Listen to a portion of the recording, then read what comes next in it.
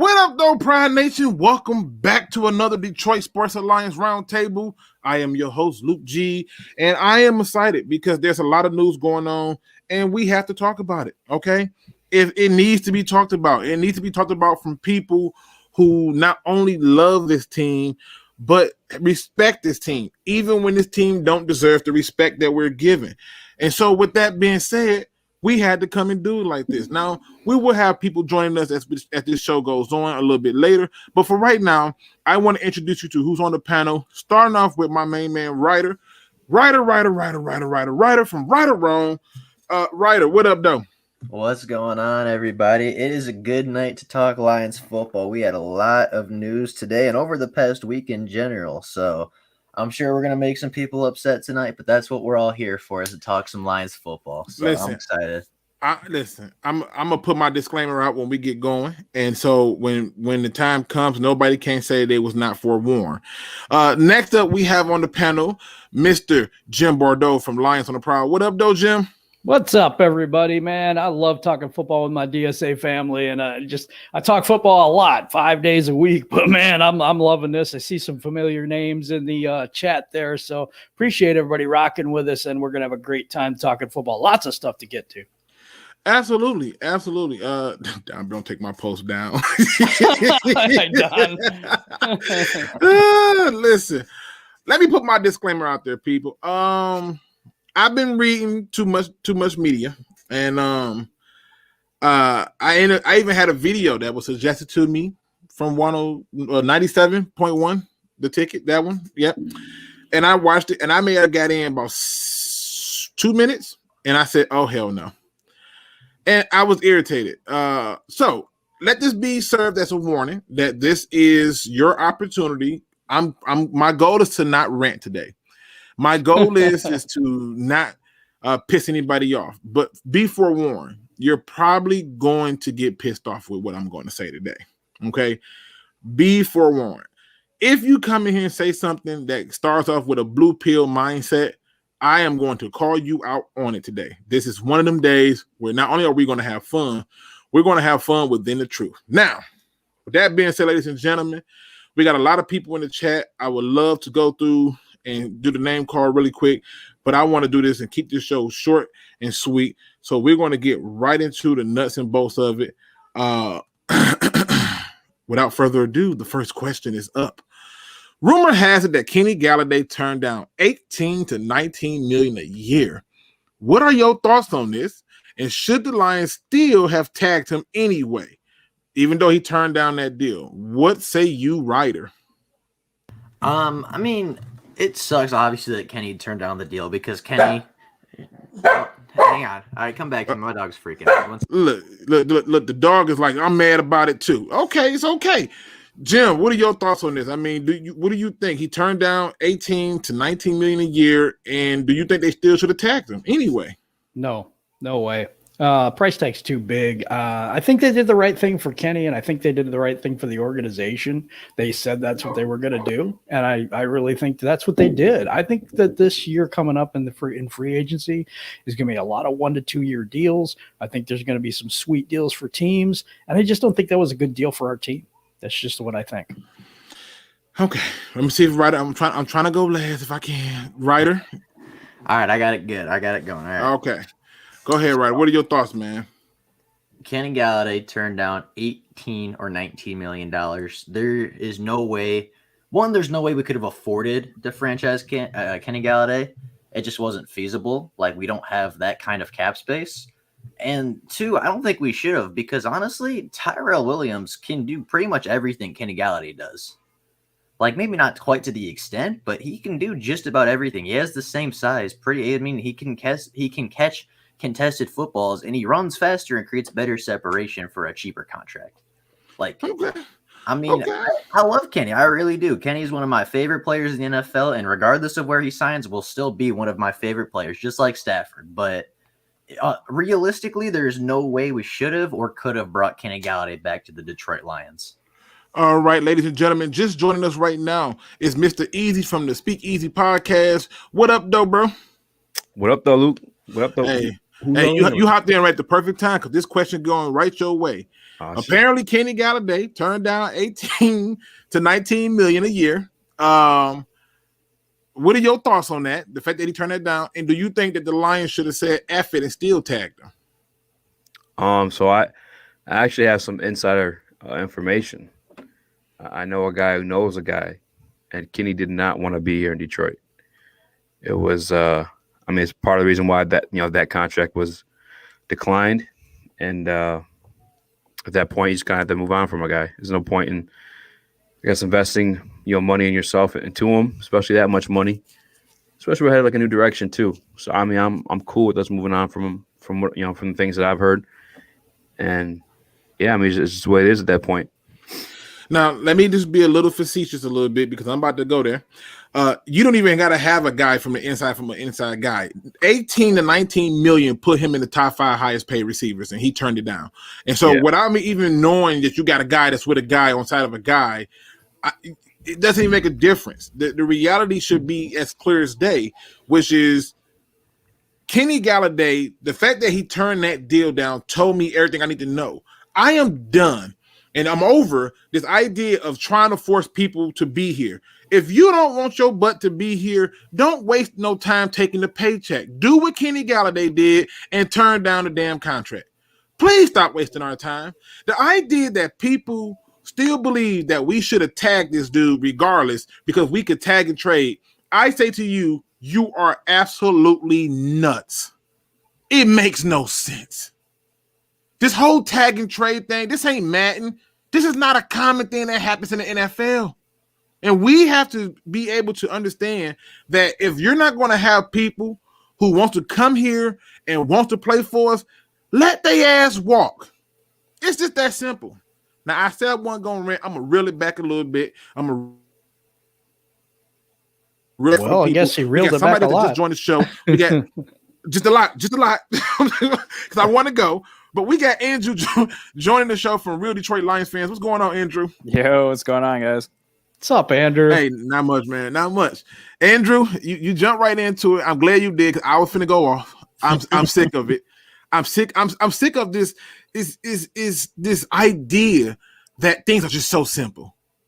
Like, I didn't even need Easy to tell me that he got a guy who got a guy who got a guy. I got a guy who got a guy who got a guy. And I didn't need none of that. I didn't need Miss Cleo. I didn't need no fortune teller. I didn't need none of that. All I needed to know was, bottom line was, I know that he had a deal. Even if it wasn't at 19 million, I know he had a deal offer at some point. And guess what? He didn't want it. And what that tells me is he didn't want to be here. And I don't blame him. But I also don't blame the Lions for telling him to kick the damn rocks that he deserved with no shoes. What say you, man? Ouch. What say you? What are your thoughts on the fact that he turned down 18 to 19 millions from the Lion, and the people who think that we still should have tagged him because we could have traded him? What do you think about that? Look, I'm happy as shit, because if our new regiment offered him that much, given what we have to do, I think that would be stupid, and that'd be a rough way to start your tenure, because you don't pay a wide receiver that much. I've talked about this before, and you look at the teams that have paid their wide receivers, and after a year or two, they have invested way too much in the wide receiver room, and then other positions of need like cornerback, linebacker, whatever, end up taking a huge hit. And so for me, it's a bullet we dodge. He didn't play at all last season, and that could have been him, kind of, buffing up his injury, saying like, oh, it really is this bad, blah, blah, I can't play. But at the same time, it's like, well, what if it's not and he is injured and whatever? Because that would be even worse. So either way, I feel you. I don't want a player to play for me that doesn't want to. I want people who are passionate. I want someone that's going to break their helmet because they lost the game, because they lost on a game-losing drive or something. I don't want someone that's just like, well, I'm trying to get that paper. Like, dude, good for you. Go to the freaking Ravens or somewhere. Like, right. I don't want get that. Your money. I don't want that mentality. Like, that's not a way to build a franchise. You want players that are passionate and they don't care how much they're making. Obviously they're going to want that pay increase, but that's not the be all end all. You want to have a team that is passionate about the city. And that's why I like that, we have Dan Campbell, because he was passionate. The dude cried when he walked into the stadium, like it means a lot to him. And that's what I want to bring to Detroit and keep in Detroit. See, and this is the thing I want people to understand. Anybody, you know what? I'm gonna save it. I'm gonna save myself. I'm not gonna do it today. I told myself Let that it go, I Luke. wasn't Somebody hold him back. Man. Let it out. Let it out, Luke. Let it out. it just blows my mind. Okay, now to switch it up to the next question, because this the other thing that I'm seeing in mainstream media and from fans, which I don't know. According to 97.1 a ticket, the fact that they did not franchise tag Kenny Galladay signals a full-blown rebuild. I'm gonna do my best. Lord, walk with me. Okay. We're gonna start this off with you, Jim. Yeah. Does not tagging Kenny Galladay signal a full-out rebuild? I don't think so. I think Matthew Stafford made Kenny Galladay a little bit better than maybe he even is. I'm not trying to diss Kenny Galladay at all, but you know what? I don't think wide receiver is the most important position. I just don't. So I don't see that as a huge rebuild thing. We traded the quarterback. I think that's more of a signal of a rebuild, but we could retool. I don't see this as a long-term thing. We could get this right in 3 years. I don't see that as a rebuild, but we are getting a whole bunch of new players probably, and we're going to get rid of some of the slow old players that we got. Perfect for me. I'm fine. Okay, all right. Listen, I'm hoping one of y'all bring me down a notch. What say you, Andrew? Do does not tagging Kenny Galladay signal a full rebuild? Well, I mean, obviously, when you lose a caliber player like Galladay, that you have to go into a rebuild. There's no other way about it. It's ridiculous, man. I'm trying so hard. I mean, honestly, ridiculous. Like it truly is ridiculous. Like if he was to come out and be like, "Yo, you lost Galladay, you lost Stafford, you lost Sue, you lost Calvin, you lost all of this," like that's one scenario. But yes, we lost Stafford, and we're gonna lose Galladay. But like, dude, even if I don't even care about the offense. Even if our defense improves even the slightest, that alone will win us games because we're not going to have to put up 40 points a game. And to say that losing Galladay is going to make us get the first overall pick is ridiculous because we literally didn't have Galladay all of last season, basically. And we didn't lose that many games with a historically bad defense. So now you add the fact that you have DeAndre Swift and you have Hawkinson. Utilize your friggin' tight end and running back, and you're not going to need a star caliber wide receiver like that. It's dumb. I mean, you see teams like the Eagles get by without it. You see teams like San Fran get by without it, and I'm just talking about their offense, not their defenses. And it's honestly just laughable what some of these guys say. I'm starting to wonder: do mainstream media just say the first thing they can say that's going to piss me off? I feel like they just personally want to say things to get me riled up, and it's working because the level of stupidity that some of these people have just don't add up. But again, we'll say that for another time. Easy. I mean, I know it sounds like a dumb question, but it's just for real. Does not tagging Kenny Galladay signal a full-on rebuild? So I had a coworker who was on a conference with Troy Weaver today, and he made a statement that you can't rebuild something that's never been great. Oh my! Who said it? Who in the hell said that? Who you said Troy that? Weaver. What? Troy Weaver. Oh my God! It's true. When it comes to Detroit Lions, as much as it hurts to say, like truly, like hurts my core, like hearing that and realizing that, but like we are building. And it just means that we're building our way and we're not scared to, like take that approach. We have to recognize there's a problem to address it. So, I mean, it's we're building something. You know what I'm saying? We're building it our way. I don't think that anyone should have a problem with that. Don't be realistic about it, man. It's a build. It's not a rebuild because we never had anything to rebuild. Oh my God! I think I was on your channel. Easy. We did a roundtable, and that was a question. And I said, "How can it be a rebuild when it was nothing never there? Like we was 9-22-1 in the last 2 years. In the final year, we went 5-11.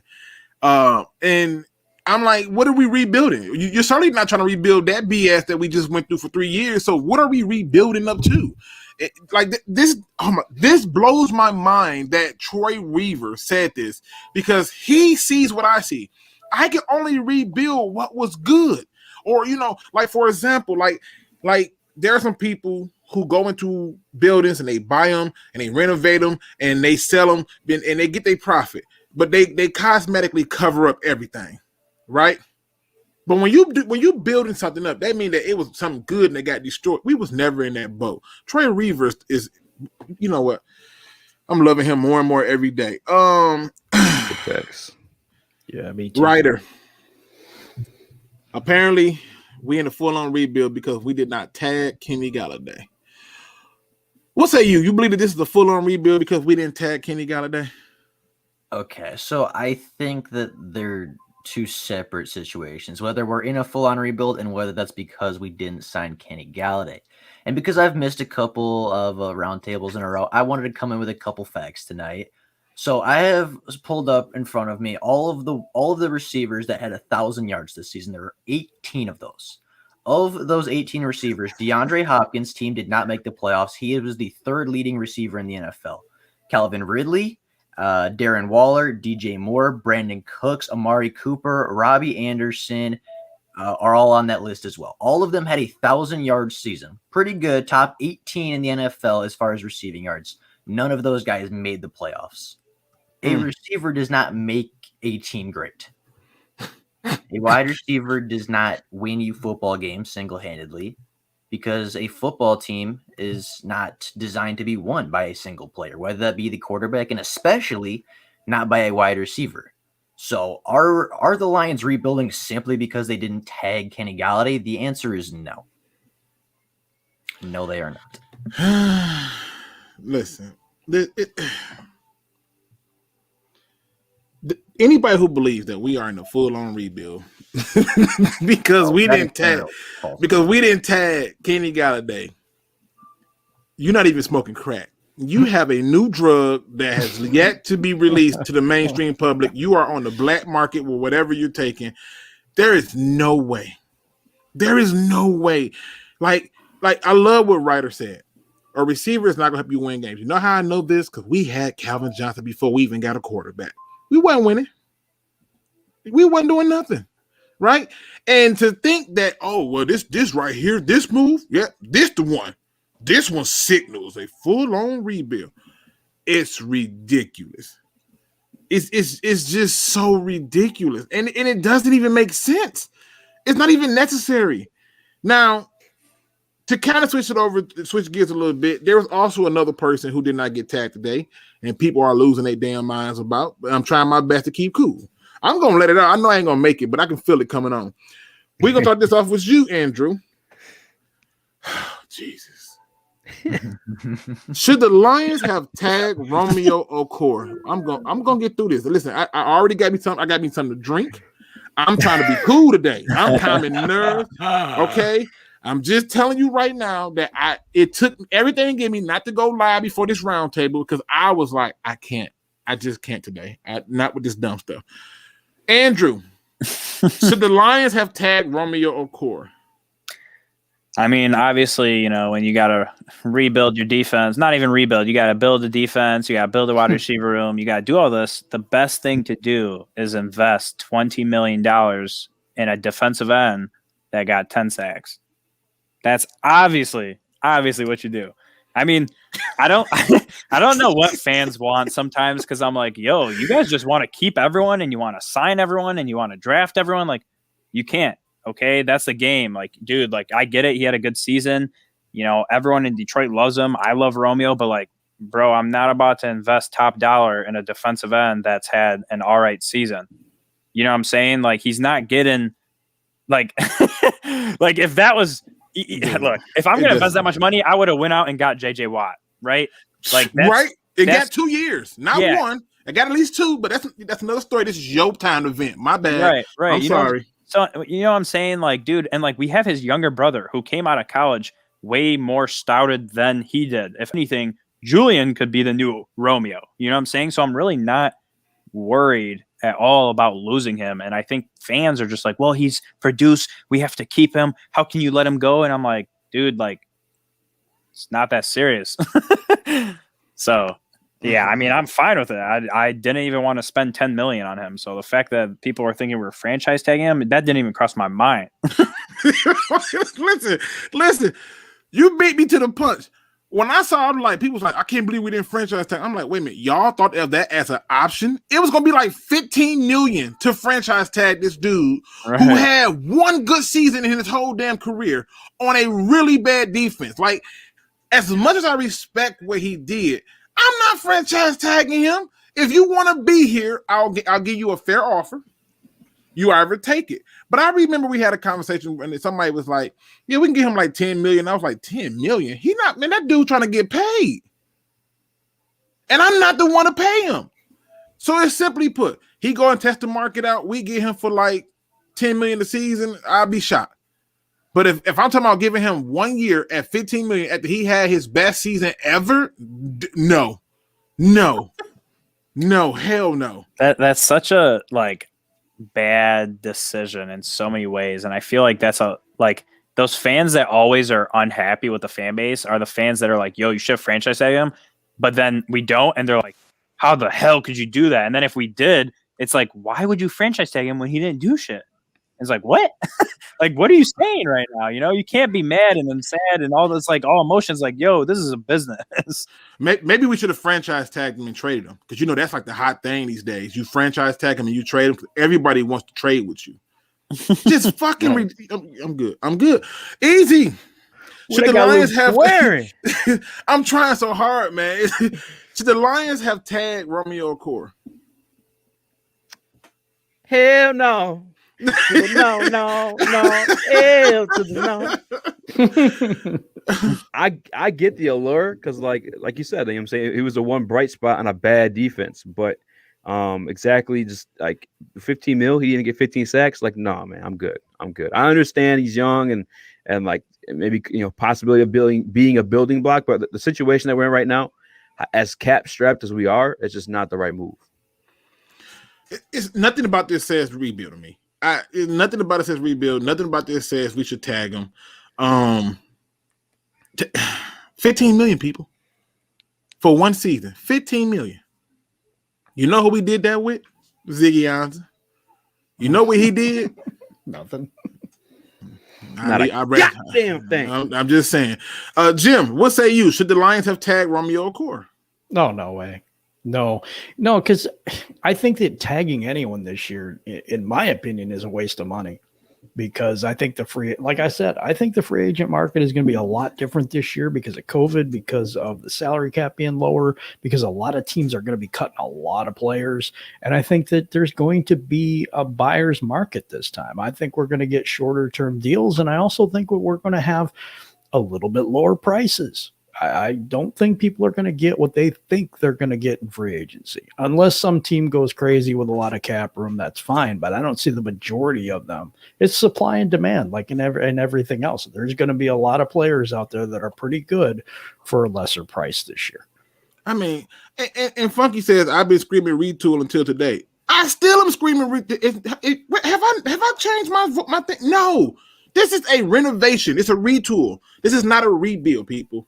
There was never nothing to rebuild from. We are retooling something to build towards something. And so in order to do that, you can't go out here just franchise tagging people and being like, I'm going to hand this out. That's money.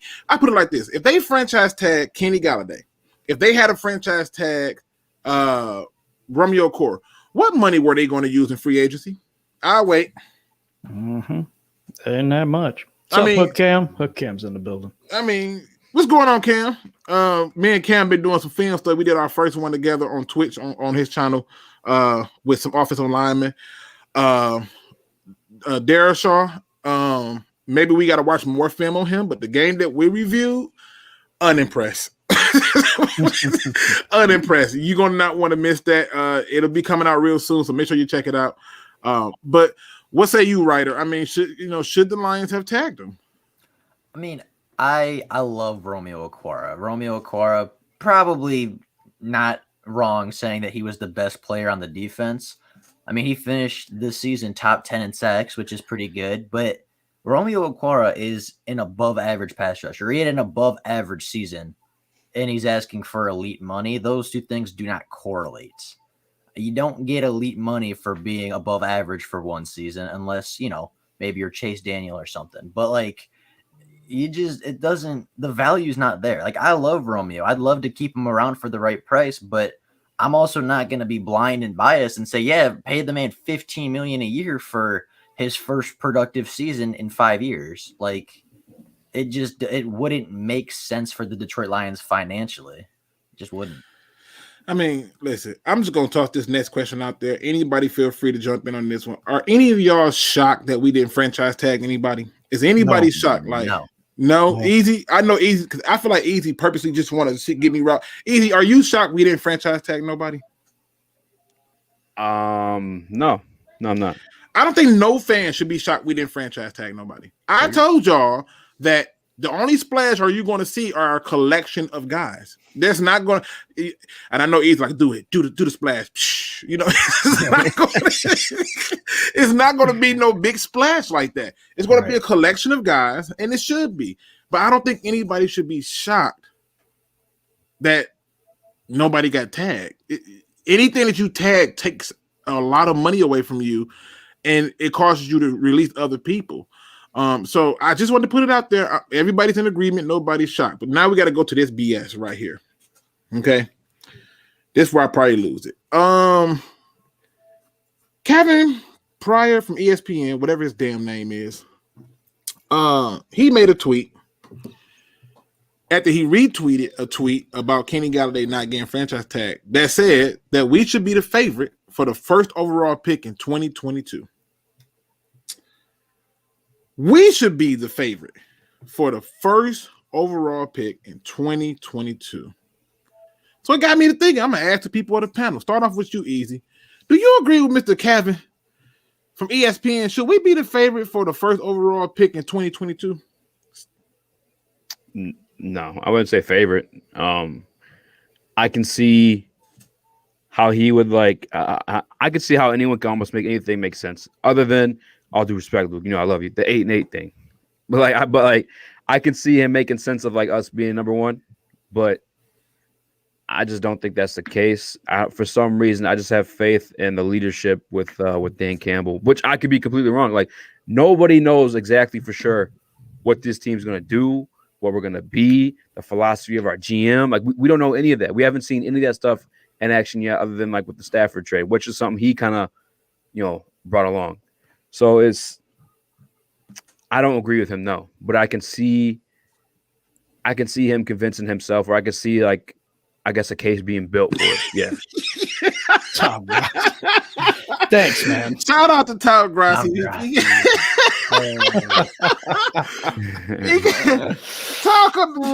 out to him, man. I love his channel. It's always hilarious. He says, hold your heads high. You'll always be better than the Packers in terms of high draft picks. I mean, really? Man. Thanks, man. Appreciate the words of wisdom. Thank you so much. What say you, writer? I mean, do you agree with ESPN's Kevin Pryor, whatever how you pronounce his name, that the Lions are the favorite to have the first overall pick in 2022? Now, mind you, he did this after they announced that they're not franchise tagging Kenny Galladay. This guy should probably not have a job by tomorrow, but that's besides the point. Facts. That's just my opinion. But to say we're the favorite to get the number one overall pick just doesn't make sense, because I'm like, our schedule genuinely, like, it's a tough schedule for sure, but there's definitely winnable games on here. I'll give you right now, we should beat Philadelphia. We should easily beat Cincinnati. We should beat Atlanta. We're probably going to beat the Bears at least once. That's 4 right there. That's not going to get you a number one overall pick. Then, I mean, you have divisional games, which are always a toss-up. I mean, and obviously it's football. Anything can happen in football. And, I mean, if you look at the team, like, as much as people are going to say, oh, we don't have any talent, we don't have anything here to build around, that's not true. The Lions do have some talent here, and just because Matt Patricia was probably the most incapable coach of the NFL, and even with Matt Patricia being like the worst coach in the NFL, the Lions still got 5 wins. Like, under Dan Campbell, even in his first year, we're going to see improvement. Like, I can guarantee you the Lions will be better this year, and I can guarantee you they will not lose enough games to get you the number 1 overall pick. Now, will they be Super Bowl playoff contenders? Probably not, but I can guarantee you we will not be the number 1 overall pick next season. Okay. What say you, Andrew?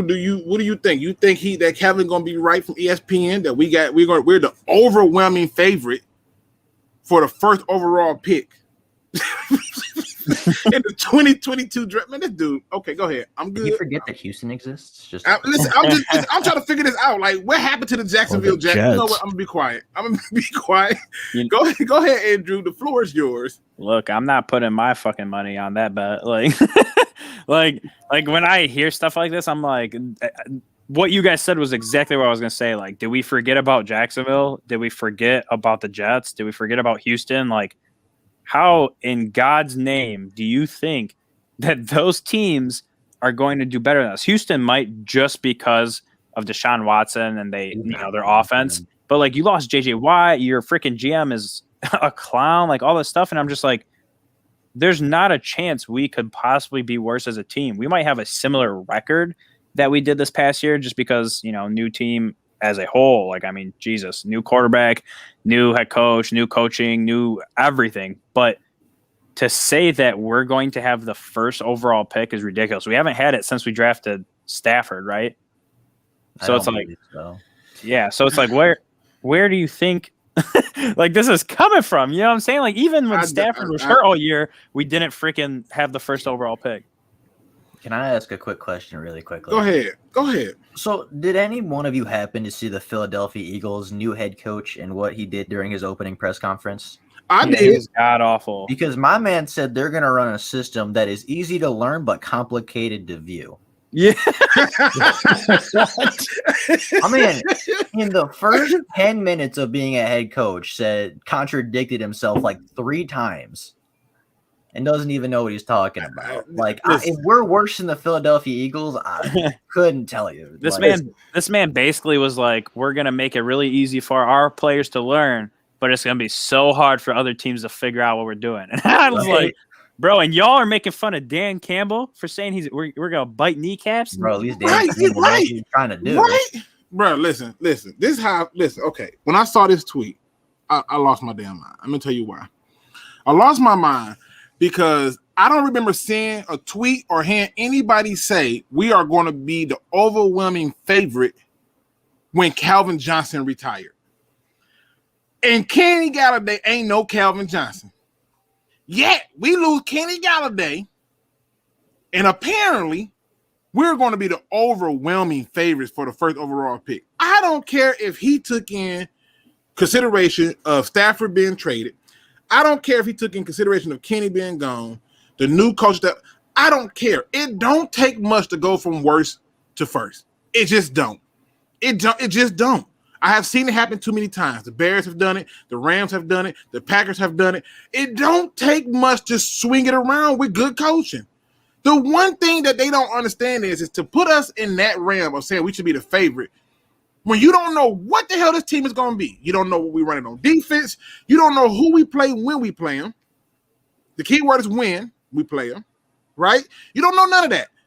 But we are somehow the overwhelming favorite for the first overall pick.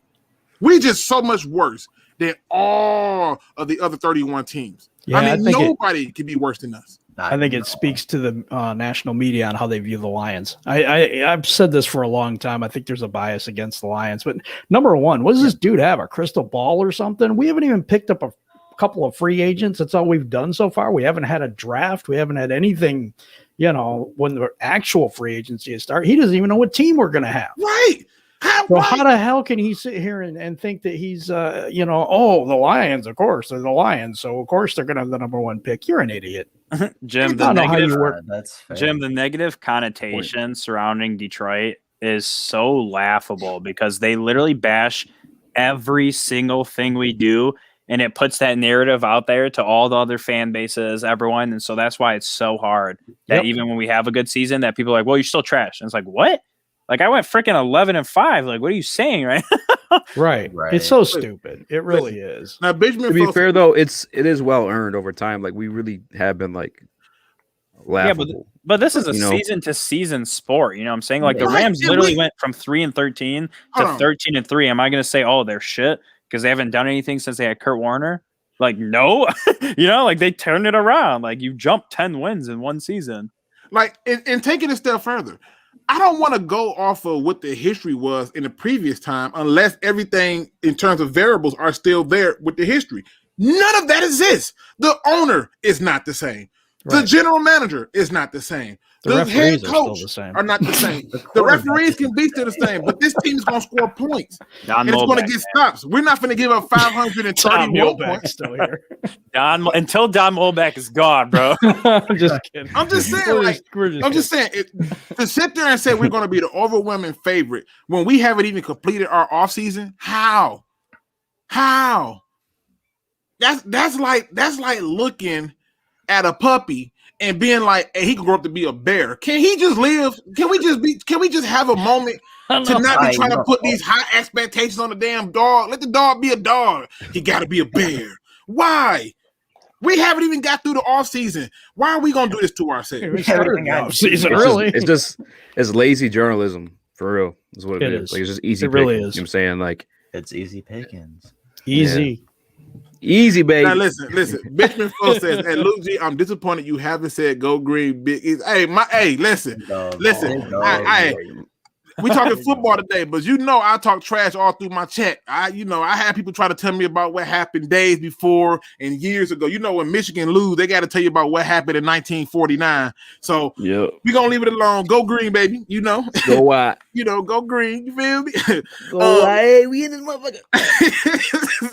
I'm tired of ESPN. I'm tired of lazy journalism. I'm tired of all this dumb stuff, and I'm tired of people not taking us serious.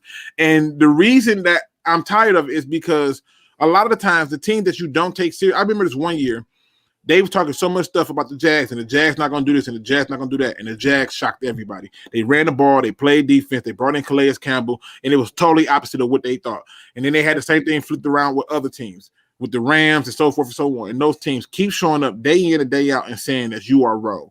Can we get people who give a shit enough to actually pay attention and do some research and put out real media stories? I like what Steve-O said. He said it's a shortcut to thinking, which means bypass the thinking altogether and just say, hey, it's the Lions. They're going to be the first on overall. It's absolutely a shortcut to thinking. It's just ridiculous. So the next question, man, starting off with you, Jim. We're going to work this on down. Christian Jones, man. He finally gone. It took us a while, but he gone. He gone. We wish you well in your future endeavors. That's all I know, man. What is this? I mean, you could time his 40 with an hourglass. Wow, that's how you feel. I'm not even. Damn. I don't know why they gave him an extension. I don't know. I don't know why he was on the team. I'm just being honest with you. He's not very athletic. He's not fast. They tried to use him as an edge, and he couldn't get to the quarterback quick enough. Usually, yeah. Thank you for getting rid of Christian Jones. Our defense should gain speed now, at least. But what did this move ultimately tell you about this new regime? Like, what does it tell you about it? They want athletic players playing linebacker. That's what I think. I don't think they want these slow people that Patricia brought in. That, like I said, I mean, you already have Turtle Tavai. I mean, you don't need Christian Jones too. He called him Turtle Tavai. He's slow as hell too. Second. Oh my God. Sorry, dude. He's slow as hell too. But I think they're going to reform this defense, and I think we're going to have some players that have some speed, lateral speed, and things like that, more athleticism. That's where I think we're going. Okay. I know everybody want me to rant. I'm fighting it, y'all. Y'all don't understand. I'm trying to get through. I told myself that I'm gonna make it through here without ranting. I said this to myself. I'm gonna try my best. I've been drinking my, I'm sitting back. All right. Drinking my tea. All right. I'm chilling. All right. I'm sitting back. Listen, I'm just trying to be cool. Writer, Christian Jones is finally out. What does this say about the new regime? All right. So my opinion on Christian Jones actually changed after I saw your video, Luke, talking about it. And I think you were right in the video. I think he was smart enough to know what he needed to do, but I don't think he was smart, or I don't think he was athletic enough to get there and actually make the play. which No, doesn't matter. nope. Because You know, it's just the reality. Shout out to Smitty. He said he ain't got to go home, but he got to get the hell up out of here. and that was the big problem is like, even if you saw it, he couldn't get there. So it doesn't matter if you see the play because you weren't making the difference. You weren't getting there. You weren't stopping the guy. So unless he could message someone else to get to the the ball carrier, or the quarterback. Send a handwritten letter and the guy might get there before him. I don't know. But no, I think this just says that this new regime like truly isn't biased. And they've been trying to say that right there, like, oh, we're evaluating this team. We're going to put the best players on the field. But that's exactly what Patricia said. And somehow Christian Jones started all those games for the Lions. Oh, no. How about week 1 of his first game ever? He started Tavon Wilson over Glover Quin. Exactly. Right. This tells me that they're not biased. This tells me that they have eyes, that they have common sense, which is an upgrade. And it tells me that they are actually doing what they say. They are actually evaluating this team. They're going to try, in their eyes, to put the best players on the field, not because they fit the scheme the best, but because they're simply the best players. Facts. Is fantastic. That's great news, and that makes me happy. Well, the Hood Cam says breaking linebackers need to be athletic. Someone tell Matty P. Right, tell I was him. laughing. Well, they got rid of Marcus. They got rid of Trufant too. I keep saying Marcus. Dude, they got rid of anybody. They got rid of anybody who says something intelligent. Let's go. Let's go to Andrew. What are your thoughts, man? What is the fact that we finally moved on from Christian Jones, which felt like it took forever? What does this say about the new regime? Bro, that they're not dumb as shit and they can recognize talent. Like, I mean, honestly, like, dude, the fact that he got an extension, like, I was like, man, I lost so much faith in this damn team when that happened. Because I'm like, dude, like, what are you looking at? You know what I'm saying? Like, you really think that this is the best man that you could put at that linebacker spot? Like, what are you saying to me? I don't even listen. When they re-signed him, I remember thinking to myself, like good to save money, but you know what else would have saved money? Letting his ass walk. like we didn't have to spend this money. We could have did so many things differently. And if you really want to save money, just don't sign the guy who can't get to the play. It's one of the reasons why I got so irritated when people kept talking about Jared Davis. I'm like, Jared, who playing next to him that you happy about? Who? Nobody was playing next to him that you can be happy about. You got one guy who act like he's afraid to take on blocks. The other guy who decides that, you know what, I'm gonna play today, maybe not tomorrow. What was you? The D line was in constant disarray. I didn't know what you wanted from the guy, so that's why I made the video. And I'm like, based on what the film say, he's an elite player. I'm just so over a lot of the dumb stuff. But Andrew, you got anything else you want to add to that before I go on the easy? No, I mean, honestly, it shows that we're not going to be the same team that we were, and that's why that even though we lost all the plays we did, that I have more faith in this team than I did last year with the talent that we had. You mean to tell me that we're not going to have the first overall pick in 2022? Damn. I mean, you never know, but look, you got Looney Tune and Izzy, like, just let it out, let it loose. It's right there. I'm fighting it. Y'all don't understand. I'm fighting it because I'm like, dude, I'm trying not to rant. But easy, man. What are your thoughts, man? They finally get rid of Christian Jones. I know he was one of your favorite players. How you feeling about How you feeling about this?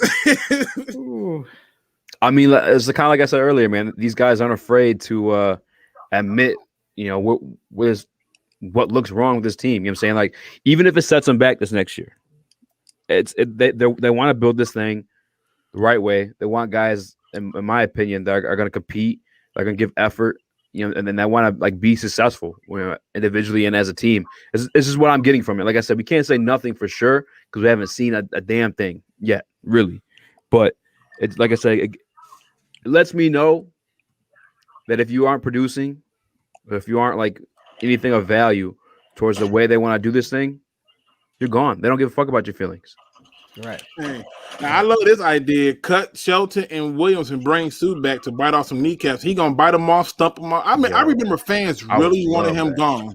They really wanted him gone. Like, oh my God, he's such a dirty player. He had the audacity to step on the opponent. I'm like, it ain't his teammate. What you mad about? Like, are you serious? Of all people, it was Aaron Rodgers. I don't understand it. I don't understand it wasn't Aaron Rodgers, actually. It was an offensive lineman. It was offensive lineman. Yeah, he just Rodgers too. No, he just did Aaron Rodgers dirty. He was really aggressive. I'm gonna say he just gave him a little love tap. That's all it was. That's all it was. That's all it was. Wasn't nothing crazy.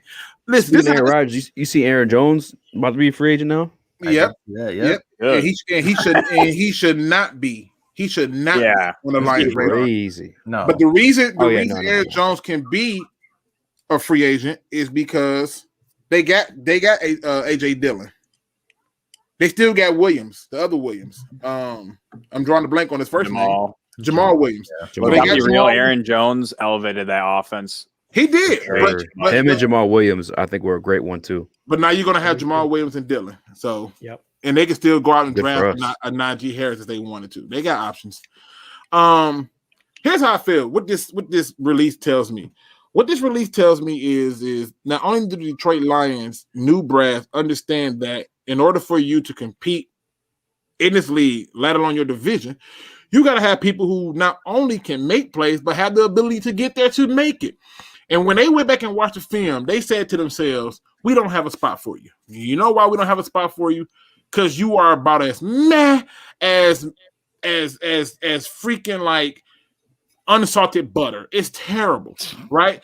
And at the end of the day, you need to get people who can play. It also tells me that we're bringing Jared Davis back. He's going to be one of their big targets in free agency. They're trying to bring their guys back who got athleticism. But it also tells me that they want to make sure that they got money to get those collection of guys who can help. Okay? There are people we can get out there that make sense. All right. Now I know everybody want to be on Jelani Tavai head and he's slow. I get it. He is slow. But they keep putting him in bad positions to show his slowness. Sometimes you got to put him in the inside. Yeah, that's very true. If you go and watch the Seattle Seahawks, KJ Wright might be the slowest linebacker on that whole team. They don't always have him lining up in position to look stupid. They give him in best position. Since that's all I'm pointing out, let's give him some room. Yep. Let's go on to that next question, man. We finna knock these all out because not only did they cut Christian Jones, they restructured Jamie Collins's contract. And now it got me to thinking, how should the Lions handle Coleman, Flower, and Big V's contract? What say you, Writer? All right, so I put out a mock draft today on my channel, and actually, unintentionally, I think I answered this question. So as far as Justin Coleman in my mock draft, I had us selecting Shaun Wade, I believe, on day 3. Now, people are going to hate on Shaun Wade because he didn't play very good last year on the boundary for Ohio State. But you put that boy in the slot, he will do some work for your football team. Trust me. Shaun Wade is pretty good in the slot. He is a very, very good cornerback as a slot cornerback or a nickel defender. You draft him late day 2, early day 3. That's an easy, cheap replacement for Justin Coleman. You cut Justin Coleman on June 1st, save that $9 million. There's a pass rusher. There's an edge rusher, Jalen Phillips out of Miami. Reminds me actually quite a bit of Trey Flowers. A lot of really good effort. I mean, high motor guy. Easily replace him. Cheaper deal, cut Trey Flowers or trade him, whatever you want to do. And then Big V, I mean, you could just set him on the bench again. But, like, the Lions can realistically find replacement players for most of those guys without, having to, I guess, depend on them for a whole nother season. Like, they can realistically find replacements as soon as this draft class and get those contracts off the books like that. I'm picking up what you're putting down. I think Scott kind of jumped in and took my thunder, but in my opinion, you have to make Coleman a June 1st cut. That's $9 million. That's almost $10 million you get for doing that, right? Yeah. And then you gotta. Unfortunately, you gotta restructure Flowers, but I think you gotta give him a chance to earn his money this year. If he don't get past 8 games, when you walk into you go to the room and you say, "Hey, Trey, we love what you're doing in the community. We love how you embrace being a Lion. But we're gonna need you to embrace giving me some of my money back because when I paid for you, I was expecting to get this and I got that, and I really didn't want that. I needed this, so I'm gonna need you to give me some of that money back because that's how it should be. In the case of Big V, I don't know if you can do anything with his contract. Yeah, you can. I I don't know if you can do anything. I really think you are in between a rock and a hard place. You ain't gonna be able to do nothing until after the end of the season, and then at that point we'll figure it out. But what say you, Andrew? What do you think the Lions should do with Coleman's, Flowers, and Big V's contract? I mean, try and take as much off the books as you can.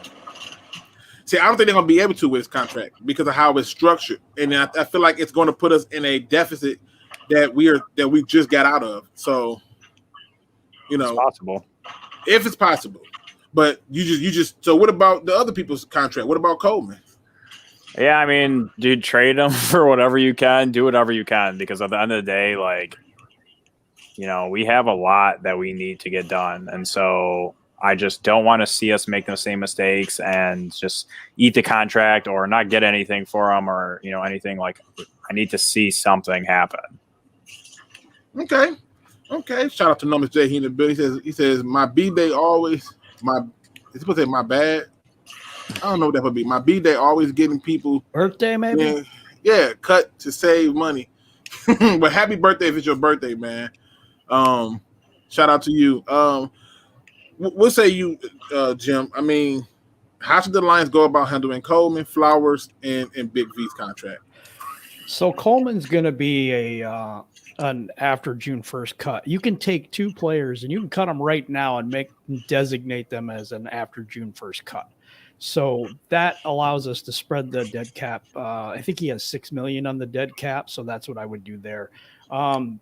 Big V's, that one's a tough one. It's next to impossible to restructure. He cost us like $14.6 million if we cut him even by June 1st. I would go restructure there with Big V, and then Flowers.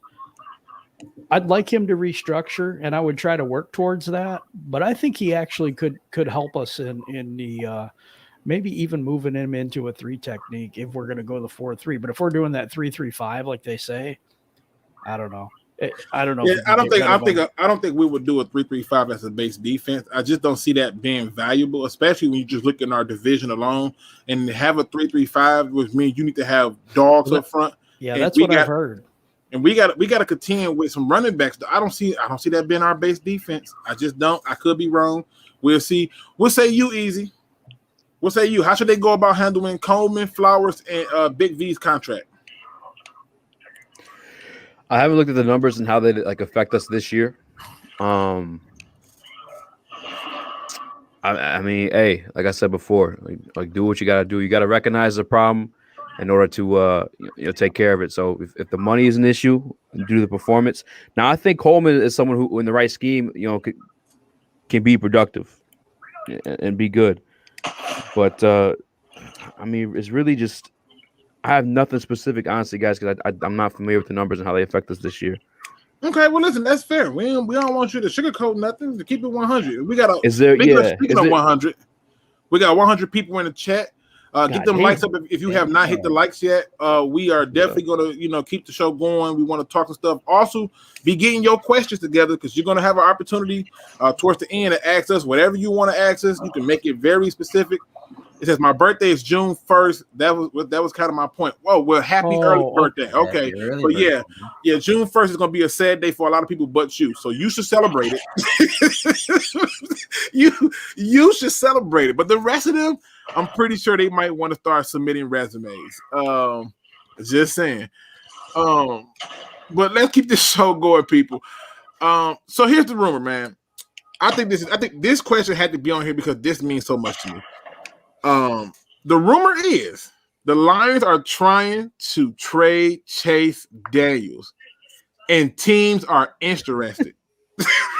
This blows my mind. Teams are interested. Now, I'm going straight to you, Jim, on this. What are your thoughts on this, and what do you think this means for the Lions? I think this means the Lions are smart. I mean, come on now, crazy. This is a no-brainer. If you can get somebody to get us a pack of balls for this guy, I'm glad. I don't give a damn. This dude, we paid way too much for a backup quarterback. That I don't understand why we did that in the first place. But of course, that was the former regime. And you know what? If teams are interested, hey, I'll take whatever I can get for them.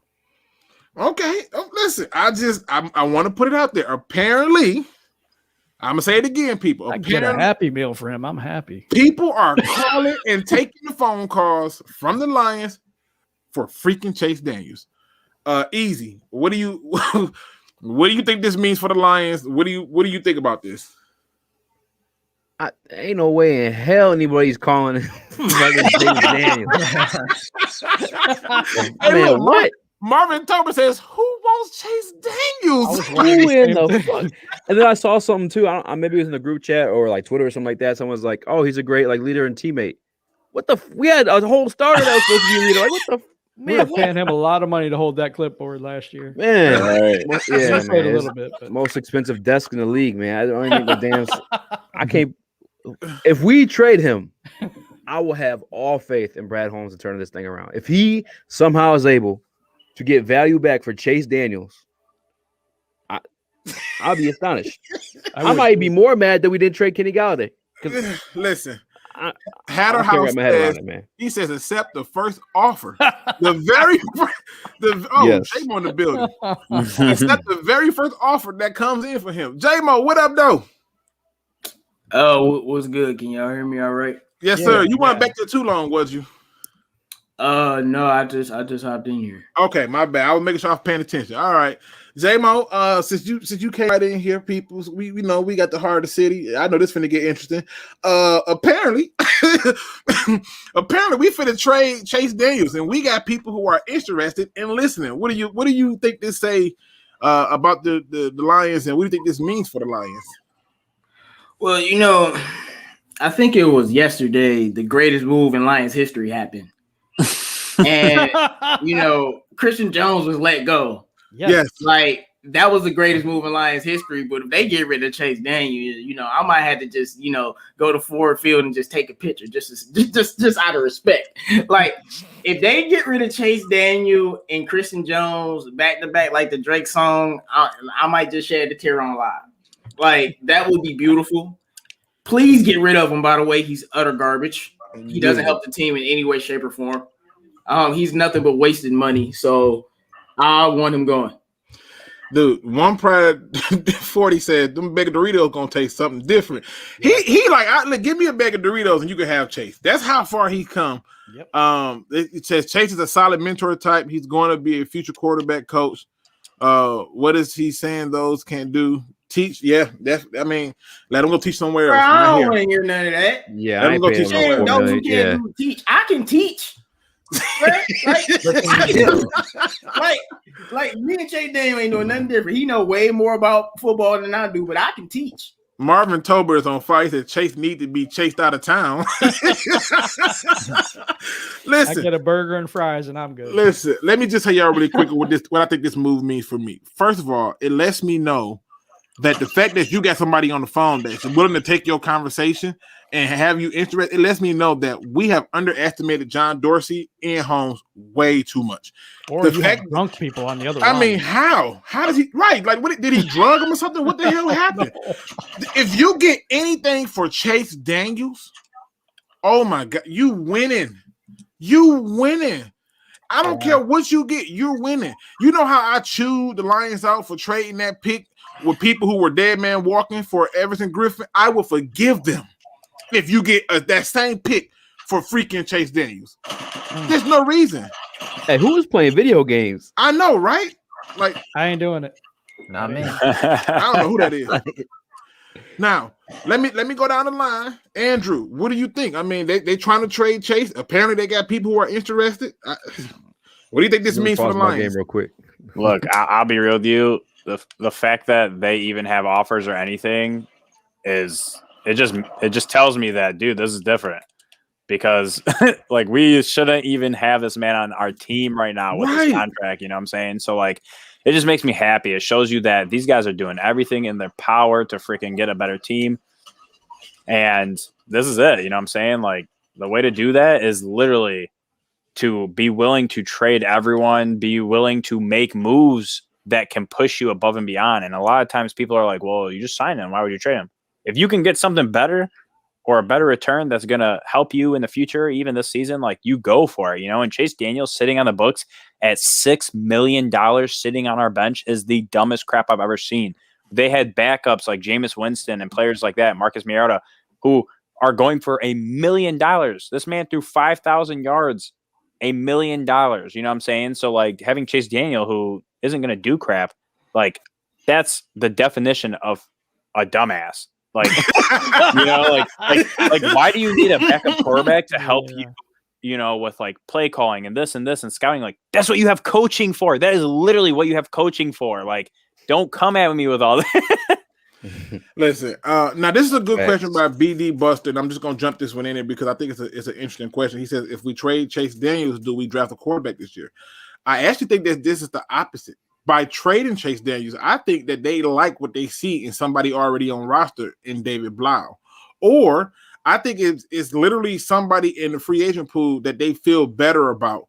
But I don't see them using that pick on a quarterback because I think they got too many holes to fill. Now I know Easy disagrees with that, but we only a few months out, and they'll probably do something different. But we'll find out soon enough. But do anybody think that this means that we getting another quarterback by trading Chase?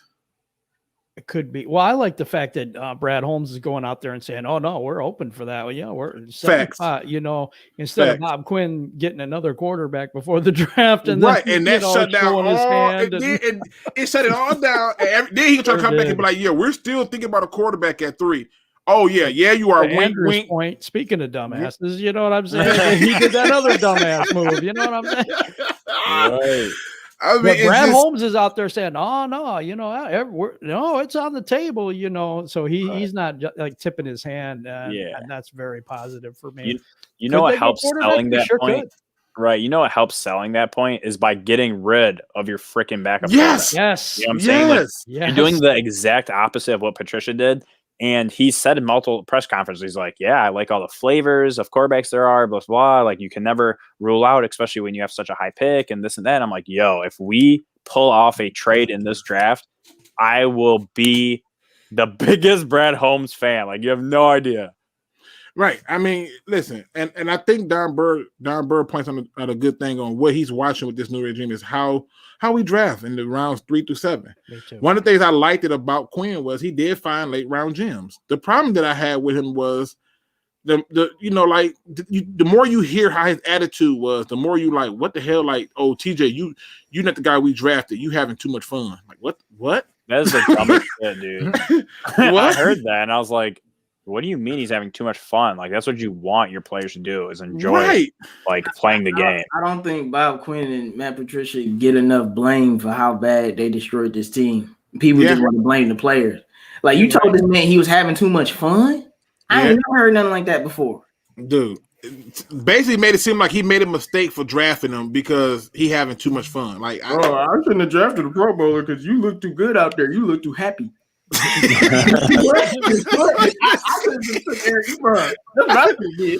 I think Quinn's downfall for me was his free agent acquisitions. Every year we just overpaying for people really aren't that good. Good. Marvin Jones and Quan Bowden. Oh, he fell down after that. That's good, but for every one of those, you got a lot of people that don't pan out here. It really wasn't good to me. I'm just listening. I'm just putting it out there. I'm gonna go to the next question because I want to like get these last two and then get to the question of the people. This is a fun one for us because this one comes straight from a subscriber, which I liked it. I thought I'll add it. He says, what is your under the radar move Lions need to make? Like under the radar, but they need to make it. So we're going to go down the line. Starting off with you, J-Mo. What is the under the radar move that the Lions need to make? Well, I wouldn't call it. I don't even know if it's underrated. I'm sorry. This is just the move I want. And I was about to type it in the chat. And the move is if we get Zach Wilson, I'll cry tears of joy. I don't care if it's underrated. Give me the quarterback I want. But besides that, though, Curtis Samuel. Okay. Oh, Curtis. Wait, the receiver? Yeah. I see what you're going with this. I see what you're going with this. But okay. Zach Wilson, so I can be the happiest person on earth. Okay. Zach Wilson, Brad. Andrew, what say you? What is that under the radar move that the Lions need to make? Look, I'll be honest with you. I read this question before we went on, and I was like, I can't think of a single thing. I respect that. Because like I look at it and like under the radar to me is like you're finding a diamond in the rough, and like I feel like, I mean, I don't know all the free agents. I'm just gonna be real. There's not really someone that we're gonna get for like $1 million that's gonna be like, oh my god, this is the under the radar move. Like I feel like they're all pretty straightforward in terms of who we would want, and they're gonna be expensive. And I don't want to invest all this money in free agency. Like I don't mind if you grab someone cheap, that's gonna be a starter on your team, but don't go ahead and drop like 15 mil a year on any contract. Like you need to clear out what you have so you can build from it, and not just going and buying people and whatever. Okay. We got one that says under the radar move, fire Rod Wood. Damn, all he do is handle the money. I mean, he just makes sure that. Hey, I kind of like that though. I like that too. I kind of like it. Rod Wood has done some shady. Man, we can find somebody better. The only reason he's there is to make sure that everything is ran appropriately. So Rod Wood be out there shady. I swear. Listen, I'm gonna leave it alone. Easy. Give me your under the radar move the Lions need to make. They need to sign me to a 1-year deal. Wow, quarterback position. That's way under. At the what Super position? Underrated. Shit, I play everything. You know what I'm saying? No. He said quarterback at first. Y'all heard that. He said, well, they need a backup. Right. Hey, I hold that clipboard, and I can be a great teammate. Okay, help y'all. Chase Daniel. I watch your kids. He says, "I hope that clipboard." Hey, look at that beauty. Look at that. Y'all see that? Look at that, Lance and Spartan. That looks nice. Look at that. Go green, go white, baby. He says, "I said it last year and was clearly wrong, but he should be 7 cheaper now." Patrick Peterson. Oh yeah, he gonna come dirt cheap. Veteran locker room presence and someone to guide Okuda. I want to see a cornerback help Okuda. That is an under the radar move. If you think about it. He actually took what I was actually going to say is that's what I think we need is a veteran locker room presence. Somebody who's respected around the league and can establish, like I said, our foot going forward and whatever this regime plans to be. Kind of like back to like what Van den Bosch was, with the Jim Schwartz turnaround. Yeah. We need somebody as a leader, and again, like just to help, I guess, set the tone of what we're going to be. You know what I'm saying? For all these, because we're going to have a lot of new pieces and a lot of young guys coming in these next couple of years, and we need someone to set that tone for what this franchise is going to be in the direction that we want to go. Okay, Troy said fullback. So you more like a fullback. I was a badass fullback. I ain't gonna lie. I was fucking them up back then. What say you, Jim? What's an under the radar move that you think the Lions need to make? Now, see, I took this a different direction. I was looking at, I'm going to address the offensive line at number 7. Okay. Draft. That's your under the radar move. Yeah. Oh, it is because most people want a wide receiver, right? Or they want a quarterback, or they want Pitts, or this guy, that guy, the other guy. And I'm looking at Slater from Northwestern. That's a different beast. Jim. I'll tell you what, Jim, you just made my day, man. Mm-hmm.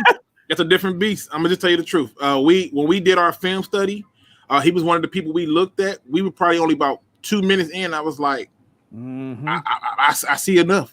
Yep. I see enough. I mean, so that is an under radar move. I can respect what you're saying because I think the average person want a receiver or some type of linebacker or a quarterback. Yeah. So it's one of those two. But I can see that. Ryder, what do you think, man? What is an under the radar move that the Lions need to make? Y'all gonna be shocked at mine, but it's gonna make sense when I break it down to you. So my favorite free agent, I think, is Eric Wilson, the linebacker out of Minnesota. And I swear he's the greatest linebacker you've never, ever heard of.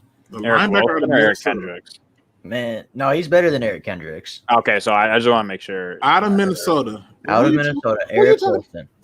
Eric Wilson. Okay. What number is Eric Wilson? 50.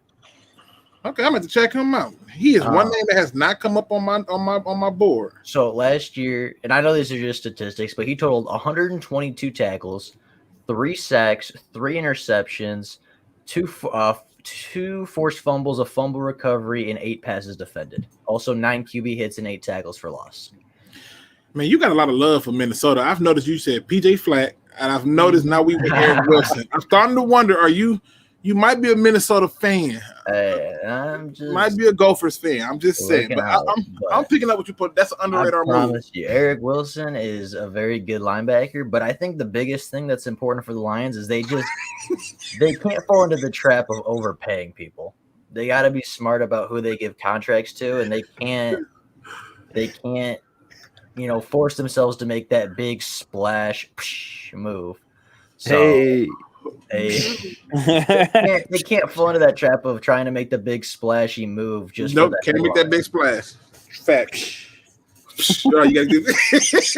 We got 102 people in the building. Make sure you hit that like and subscribe button. Everybody on here are linked in my channel. They're in the description, and they are on my featured channels. Now, I liked it what Tokyo Rockstar said. He says underrated move is get Swift a running mate. That is an underrated move. Looney Tunes says easy be our right tackle. I don't know why. I like the one that says easy could be a long snapper and get rid of Don Muleback. I'm just saying, and I'm just saying. Dr. Detroit said I like the way Jim is thinking Slater. When I said I wanted an offensive lineman, I got told a new a-hole, Dr. Detroit. I started to wonder what's going on here. Not by me. Now, here's the underrated move that the Lions should make. And the reason I think that this is an underrated move is because not only do I think they can make the move, I think they can do it cheaply, and it makes sense for the Detroit Lions. The Detroit Lions need to call up the Los Angeles Rams and make a trade for Taylor Rapp. Now, why would I say this? Taylor Rapp is going into his third year. He got placed on IR last year. And even in those short period of time where he's only started 15 games in those first 2 seasons, he still unmasked 4 interceptions, right? And y'all know I want me a ball hawk so bad, right? But imagine what it would cost right now to take a player who's coming off an injury, maybe a 5th-round pick at best. Who are we getting in the 5th round better than the safety like Taylor Rapp? Nobody. Jason Huntley. J-Mo still mad about that. Like, you took a bro, I'm good. I'm like, it's about here a kick returner. I don't care about no kick returner. I'm like, okay, never mind then. You don't take a running back in the second, then hey, J-Mo, it's okay. No, it's not. I got it. But if you go out and you get Taylor Rapp, what you are doing is literally essentially getting younger. You're getting a cheap asset for a cheap pick that's not only going to be here for just 5 games. Okay, here's looking at you, Everson Griffin, right? He's going to be here. He's going to be here a little bit longer than that, and you get a chance to have first dibs at a talent that I think it was grossly underutilized over there on the Rams. That to me is an underrated pick. The other pick is this. This is going to be one of the hard ones, but I know people's not going to like this. You have to go out there and you got to sign 2 former Titans. 1, Corey Davis, and 2, Jayon Brown. Not some people are going to say those are big splashes, but it's not. It's really not. And it's not going to cost you nowhere near what it would be if we got the linebacker from Buffalo. I'm drawing a blank on his name. Y'all know who I'm talking about. Milano. So we can win in those things. To me, those are underrated moves that I will 100% take and I will be happy about. So let's switch it up, switch gears, go to the next question. This is the last question before we go to y'all questions. So get y'all questions ready. So apparently the media has made it a absolute issue and made it their personal business by saying that the Lions have the biggest issue of all time on their entire team, away from all other positions, our linebacker. All right. Okay. Starting off with you, Andrew. Mm-hmm. Do you think the media is right? Do you think they're right that the Lions quarterback situation is as bad as the media is making it out to be? You said cornerback or linebacker? The linebackers.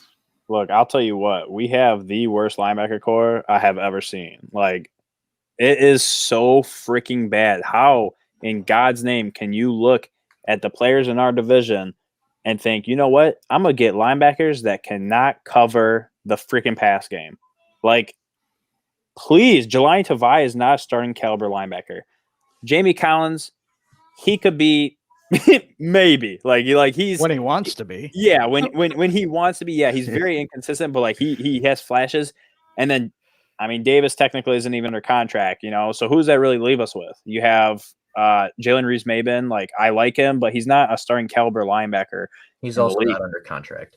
Oh, okay. I didn't even know that. But to me, I mean, like, even if we had all those guys under contract, our linebacker core is still among the worst in the league. You know, we don't have the speed. We don't have all around guys, you know, like none of these guys are even really good at one thing. Like, I wouldn't say like, oh, Tavai, you are very good at this. Jamie Collins, you are very good at this. It's just they're hit or miss. They're inconsistent. Their reads are slow. Their reaction time is slow. They are slow. And I hate it.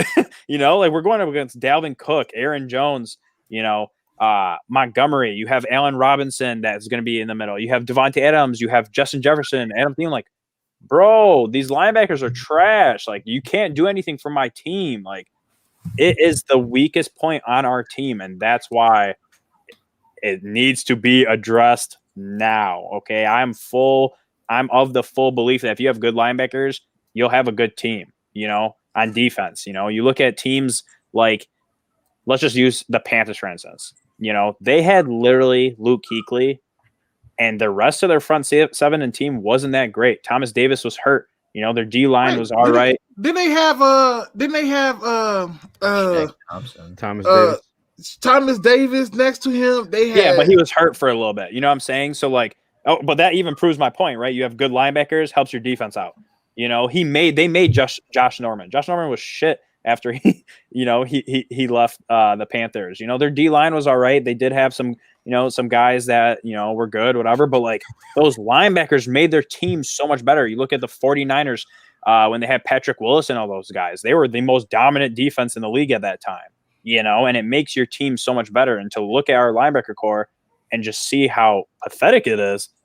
It just shows you why teams are scoring 40 points on us every freaking week, because the linebackers are the most important. They're not only stopping the run, but they're also trying to stop the pass. And there's not really any other position on the team that does that. And so it's important to get those guys and have solid starters that understand the game and can play at a fast level. Well, Ghost Gunner says Jimmy Collins is very good at freelancing. Where? What Jamie Collins did you watch? Right. J-Mo, what are your thoughts, man? Is the linebacker situation for the Lions as bad as the media is making it out to be? I'm pretty sure everybody knows my thoughts. You know, I remember way back in the day, way before I was born, you know, the Pistons drafted somebody named Isaiah. You know, I like that name. Anyway. Remember before you were born? Go ahead, man. I'll hear you. Anyway, you know, Isaiah's a nice name, you know. But now we need linebackers. And they're terrible. They're just like Andrew said, they're garbage. I've been telling y'all this. I've been screaming about this mid-season, preseason, during the season, after the season, a year before the season. I've been talking about the linebackers since we drafted Jared Davis, and I haven't been happy since from there till now. And it's something that isn't fixed. And I mean, I'm pretty sure the media is just looking at all our takes and looking at the videos and stuff. But I'm actually like really, really concerned because we probably think that our linebackers can't get worse than last year. And unless we get some new players in and like re-sign Jared Davis and things like that, it ain't looking too good. We had Christian Jones. Like I said, the miracle of the century was getting rid of him. But like Jamie Collins survived Jared Davis. Like, help me. You know, like our linebackers so bad that we have to play a lot of cornerbacks just because they can cover better than linebackers, even if they can't be as physical. It's just like, it's that bad that we got to sacrifice, you know, physicality for speed because our linebackers are that trash. They're right. It's the worst unit on the team. I said that last year too. I'm sticking with it. I'm praying for us. That's all. Praying for us. All right. What say you, Ryder? Is the linebacker situation as bad as the media is making it out to be? Okay. Also, get y'all questions ready, people. We're finna go into y'all questions. So this is a linebacking core in Detroit in which Christian Jones started 13 games this season. Don't remind me. That should tell you everything you need to know, okay? But we'll go a little beyond that because, again, as I said, I did a little bit of research before this video. And, you know, I've been listening a lot to, you know, Aaron Glenn, his press conferences and everything like that. And he said that he wants playmaking linebackers. He said he wants linebackers that make plays. When I think making plays, I'm thinking turnovers and negative plays. So I went and looked at our linebackers last season. Our linebacking core as a whole, including every linebacker, outside, inside linebacker, in a 16-game season, our linebackers had 2.5 sacks, 1 interception, and 2 fumble recoveries. That is it. That tells you everything. That tells me everything I need to know right there. Wait, how many interceptions? 1. A single One interception? by any linebacker on the team. Yep. And it was Jamie Collins versus the Arizona Cardinals. Wow. One interception? Yep. Okay, listen. I'm picking up what everybody putting down. I'm purposely going last for a reason. Because Jim, Jim, what do you think about the media? Are they right about how bad the Lions linebacker situation is? Well, it's difficult when you don't have a defensive line because linebackers play off the defensive line. So I think it's real difficult to judge, even though I know they didn't make any plays last year. Tavai's pretty slow, but if you put him inside, he's probably pretty effective. Jared Davis, I think, would be somebody, if we get him back, that would improve a lot. But we really got to fix that defensive line. But anyway, if you're just going to answer the straight question, I don't even think we have a linebacking core at this point. And we just got Damn. No, we really don't. Do we have 4 guys? We have 4 guys to even put out there right now that are any good. I'm just saying that we don't even know what our linebacking core is yet. We haven't had free agency. We haven't had the draft. We don't even know what we have right now. So, like I said, I think building the defensive line is a priority and getting fast playmaking linebackers. I think we're going to go big changes in the defense this year. Oh, okay. Easy. All right, brother. The trash. The trash. Just out the gate, they trash. Garbage, man. What I think, and I agree to because I already know what you're about to say, Luke. You know what I'm saying? Like, you want the defensive line. You're like, right? I'm assuming that's what you're gonna say, which I agree. Like, if you have a great defensive line, it's gonna make everyone look better, including your cornerbacks as well. But like, we still need speed at that position. Like, what we have there is not enough, in my opinion. The garbage. Davis could stay. We see him be able to be productive, and yes, you need that defensive line, to help out. But like, we need speed at the position. It's just the way of the league. It's just we don't have that at all. Zero, nada. Like, the garbage. All right. Well, I went last, and real Detroit Lions fans says we're going to hear the Davis praise from Luke right now. Actually, you're going to hear the quite opposite. You are. Here's my problem: is the linebacker situation as bad as the media is making it out to be? No. Why? We never had a scheme for our linebackers to begin with to even flourish in. How can I judge somebody when I never believed in the scheme or the head coach or the person calling the damn play for it to work? We went out and got a guy who was a DB coach to be the defensive coordinator, who we didn't even allow to call defensive plays. Oh, yes, I'm not going to judge our linebacking core with that. No. See, here's the problem. I look at past history. Who got better in that scheme? Nobody. One dude got more stats because he had more opportunity in Romeo Okwara, but the scheme was never such that made it make sense. We never did anything to set our linebackers to succeed. We put them in confusing positions and told them to do things that they was never meant to do in the first place. We're asking people like Jared Davis to go and drop in coverage when he's better at stopping the run and chasing the quarterback. Are we calling those for him? Nope. You have to have a scheme in place for me to believe that my linebacker core is terrible. You have to be able to see that, and I don't see where we had that. Do I think Christian Jones sucked? Yes, I saw him on every different level, on every different team, and he's always been meh, just always. But Jamie Collins, he was supposed to excel in this defense. He didn't, not in this scheme. No, he didn't. Jared Davis came off a really good season, then gets in this scheme, and he becomes non-existent.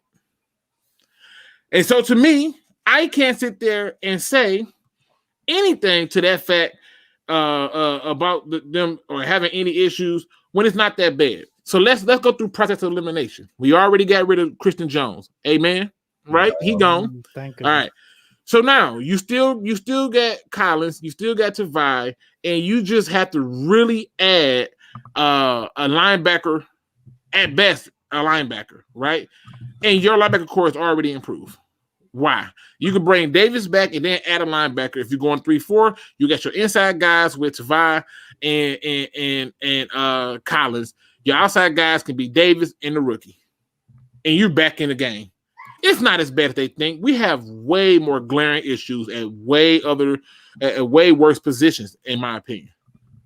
That needs more help. I don't. Who's our safeties? If Tracy Walker go down, who's replacing him? Oh. I'll wait. Y'all want to go down? Who's replacing him? I'm just listen. If Jared Davis go down, you can still change your defense up with Tavai Collins and the rookie and be okay. Or you can say you can turn around. Stay with me. You can still turn around. You still got free agency. We ain't touched it. But there is nobody right now that you're going to tell me is replacing Tracy Walker if he go down. I mean, it's nobody replacing any of our better players per unit. We're not talking about our better player per unit. I'm just saying. We talking about what we got right now. Already terrible. And if I think me and you probably like Davis more than most people. But if we actually re-sign Davis and he goes down on top of everything, man, you're gonna have Tavai doing what he's not supposed to be doing. There's too much pressure on him, and we can't trust Jamie Collins to do anything. No, but stay with me though. Stay with me. Right now, our safeties is Tracy Walker and Harris. Ew. Hey man, driver safety. Hey, we're keeping a buck, man. This whole damn defense can go, man. Tracy a beast. I'm just saying, if we're going to do it, and you telling me that the linebacker core is just right now the linebacker core is Collins and Tavai, if we being technical. I mean that's okay. Listen, but it's Tracy Walker, and once you take him out the mix, who else? Richie Grant, because we're gonna draft him. Well, we better. Our whole defense is boo boo, man. We better. And I can't say that because it was such a poorly coached job. There was nothing that stood out to me in his coaching abilities, and it irritated my life. Now, with that being said, people, get those questions in. We're gonna take y'all questions right now because this is y'all time. Y'all ask us whatever y'all want. And have fun with it. This is y'all time to ask us whatever questions y'all can come up with. But while they're getting their questions together, man, listen, I just look at it like this. I went through this roster top to bottom, and I was like, yo, if Tracy Walker decided to sit out, we effed. Like, I'm not trusting Will Harris. Are you serious? Will Harris? No, bro. I mean, it just doesn't make sense. And to me, I just looked at it, and I was like, receivers come a dime a dozen. With this draft, you won't have no problems with that. No problems. Also, with this draft, you could get the right one linebacker and be good to go. So we got some questions coming in. Luke, what you think about the Lions schedule? I think the Lions schedule, based on opponents, without me knowing when we play them, but based on opponents, I see 8 wins. Just based on opponents. I do not. Does that include the 17th game for Denver? Say that one more time. Does that include their 17th game, which is rumored to be against Denver? Yeah, that'd have to be 8 and 9. Wait, are we doing the 17th game this year? I thought that was next year. No, it's this year. Oh, then we definitely getting our 8. We definitely getting our 8 to 9 wins. Then we play Denver. Yeah, well, that's what the rumor is, I believe. Yeah, that's the rumor. Yeah, I take it. Listen, I'm just going by the opponents, and to me, a lot of teams are retooling and adjusting and switching around. But the Falcons win, Browns win, 1 win from the Bears, that's 3. 1 win from the Vikings, 4. 1 win from the Packers, 5. The Cardinals, I think we beat the Cardinals. I mean, they ain't say he was gonna beat the Browns. I don't think we're beating. I think we beat the Browns. Cardinals, we not beating either one of them. I'm gonna tell you what. I'm gonna tell you why we gonna beat the Browns. I'm gonna tell you why. 'Cause I'm almost sure this is gonna happen. The NFL has a tendency of games that they think are not high value games, playing them earlier in the year. We're gonna play the Browns like week 2 or 3, right? Week 2 or 3, and the Browns for some reason always start off sluggish or strange. And I just see us playing them early on and getting a win. I'm sorry. I mean, but remember, I got yelled at for saying we were going to beat Kansas City well in advance, and we came close. Yeah, I mean, I understand how you're thinking about earlier in the year sneaking up on them, but I watched it as much as I hate the Browns. Kevin Stefanski had them boys ready every week. Even early in the season, this past season, they started off not losing any games. So that's not going to be easy, but if you're going to beat them, it will be early in the season. Right, but this past season was unusual due to the pandemic. people have had a chance to navigate through the pandemic. People will have a chance to really have an off season, to really not have to do all these adjustments. They know what they got to do to keep people safe and to make it work. That's the difference. I think it changes the way because a lot of teams snuck up and had success because it came in at the right time. But I think the San Francisco 49ers is another team that you can add on my list for a win. The Bengals you can add on the list for a win. Eagles is a win. I think we sneakily beat one of these two teams. We're either going to end up beating the Steelers or the Rams. It's one of those two. I don't know who, but we're beating one of them. I still got us winning 8 games. Sorry. Luke, you off the red pill or the blue pill? I'm on that red one. Listen. It always sounds crazy. It always sounds crazy until it happens. I'm just telling you. Hey, it ain't even about it always sounds crazy until it happens. I'm looking at these teams, man. Like, yeah, okay. No, miss. I don't know. I'm sweating.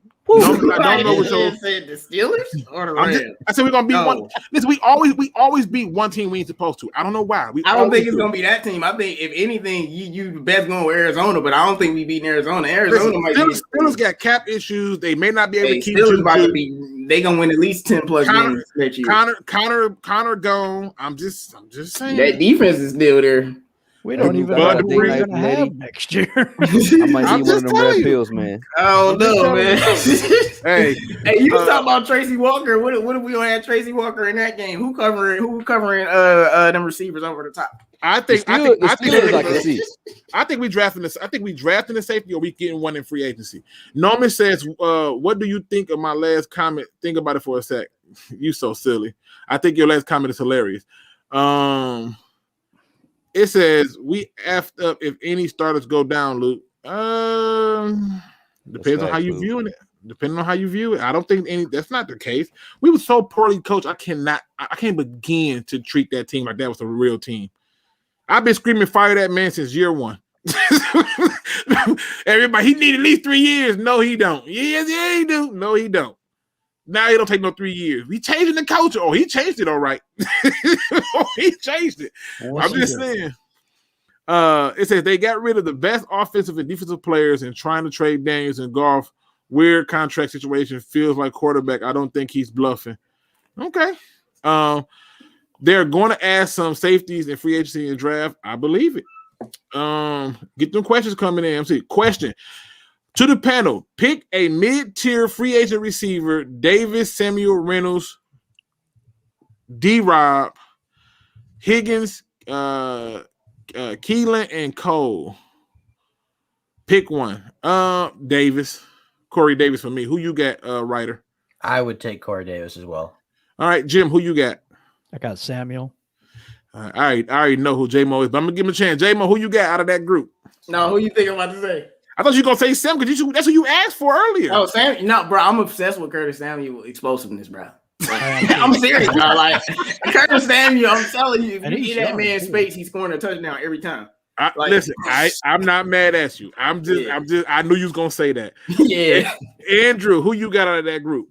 Man, it's hard to pass up on Davis, but I got to take Curtis Samuel. The boy just gets separation, man, and it's something that we lack big time, so. You know, this is very intriguing. I'm gonna make this statement afterward. Let me see what Easy said. Easy, out of that group, who you taking?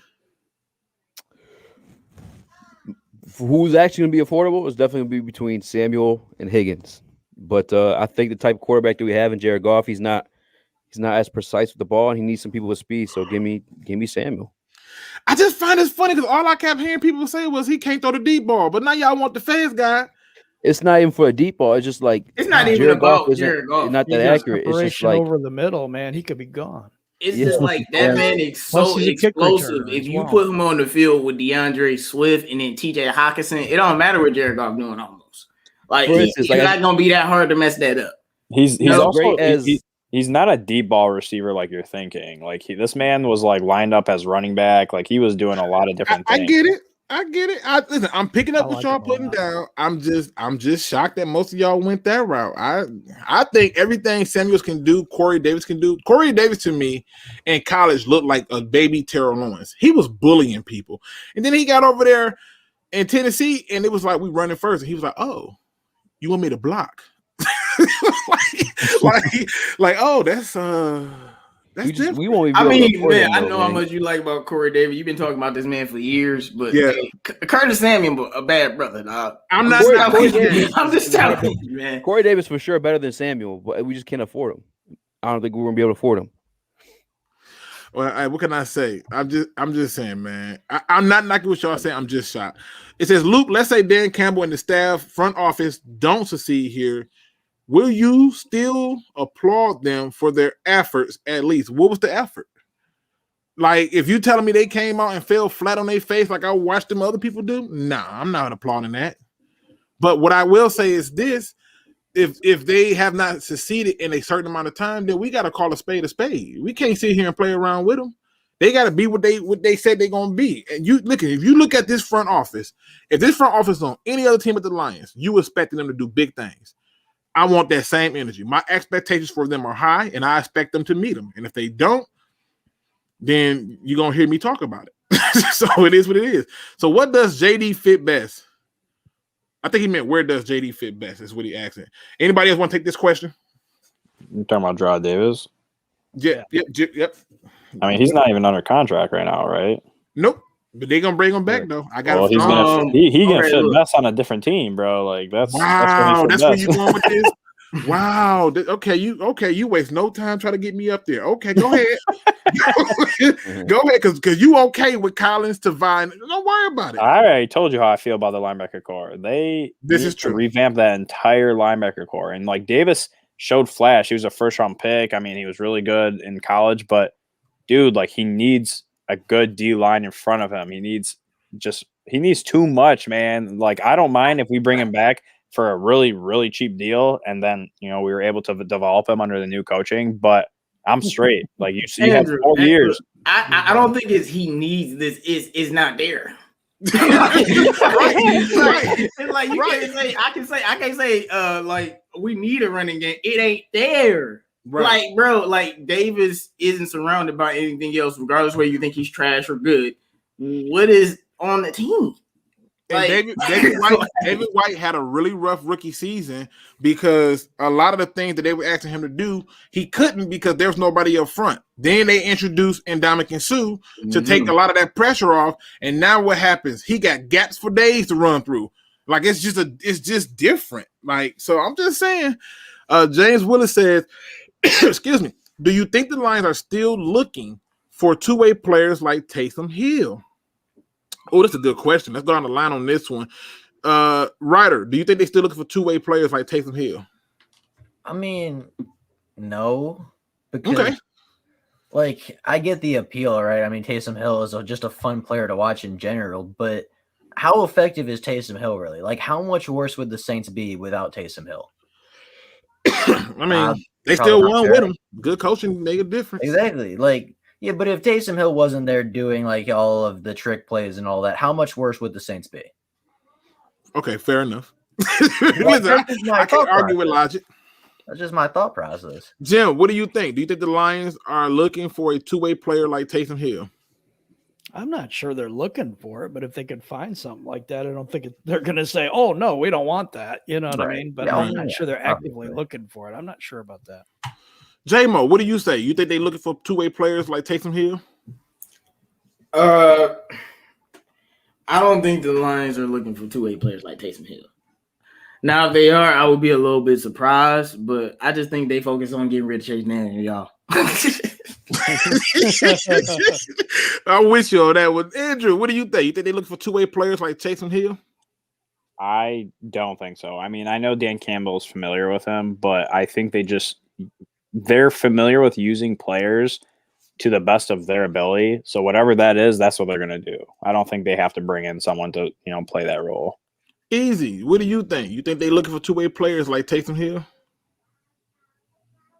My bad, I was muted. I don't think so. I don't think actively like looking for people like that. No, but if like one is there and like it's, I guess we have the luxury of doing it. No, hell no, because right now we are in like fucking like there's way too many holes to fill to be fucking around with a Taysom Hill type dude. Like hell no, they better not be. He tried to convince himself and was like, man, what am I? Yeah, look, he gave up mid-sentence. He was like, no, I can't do it. I can't lie to myself like that. You got way too much shit going on. Yeah, to be I feel the same about way. They Hill. more, like I said, they more focused on getting rid of Chase Daniel. They ain't worried about no Taysom Hill types. Listen, I will tell you like this. I'm shocked because I think they are looking at players that are two-way players like Taysom Hill. And I didn't just look at it in terms of just being Taysom Hill, just in terms of the statement of two-way players like Taysom Hill. So a person like Taysom Hill does bring you a value to the board. Help, just stay with me for y'all chew me out. If you can get a guy who can do more than one thing, it's always better. But I remember the head coach said we're going to give people so they can do what they do best and a little bit of what we need them to do in other areas. That screams to me like a player who has more than just one skill set. And to me, I see them looking at players, not necessarily Taysom Hill, but I see them looking at players who can give them options to create mismatches. Because one of the things that Dan Campbell pounded home by talking about biting off kneecaps was putting everybody in the best position to succeed. Fast forward that to the interview with Aaron Glenn, defensive coordinator. He talked about putting people in the best position to succeed. When he said things like, I don't need my cornerback to play like he's the third cornerback. I need him to just play cornerback.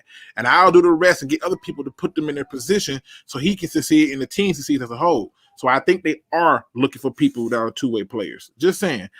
One funky Lions fan says Luke got some rum in that Kool-Aid. I already admitted it a little bit. Who's going to stop Chubb and Kareem Hunt? They gonna stop themselves. It's been games where for some reason they stopped running the ball. Go and look at why they lost in the playoffs, and go and look at some games early on that they lost. They just don't always run the ball like they're supposed to consistently, and I don't think they're gonna do it on the Lions.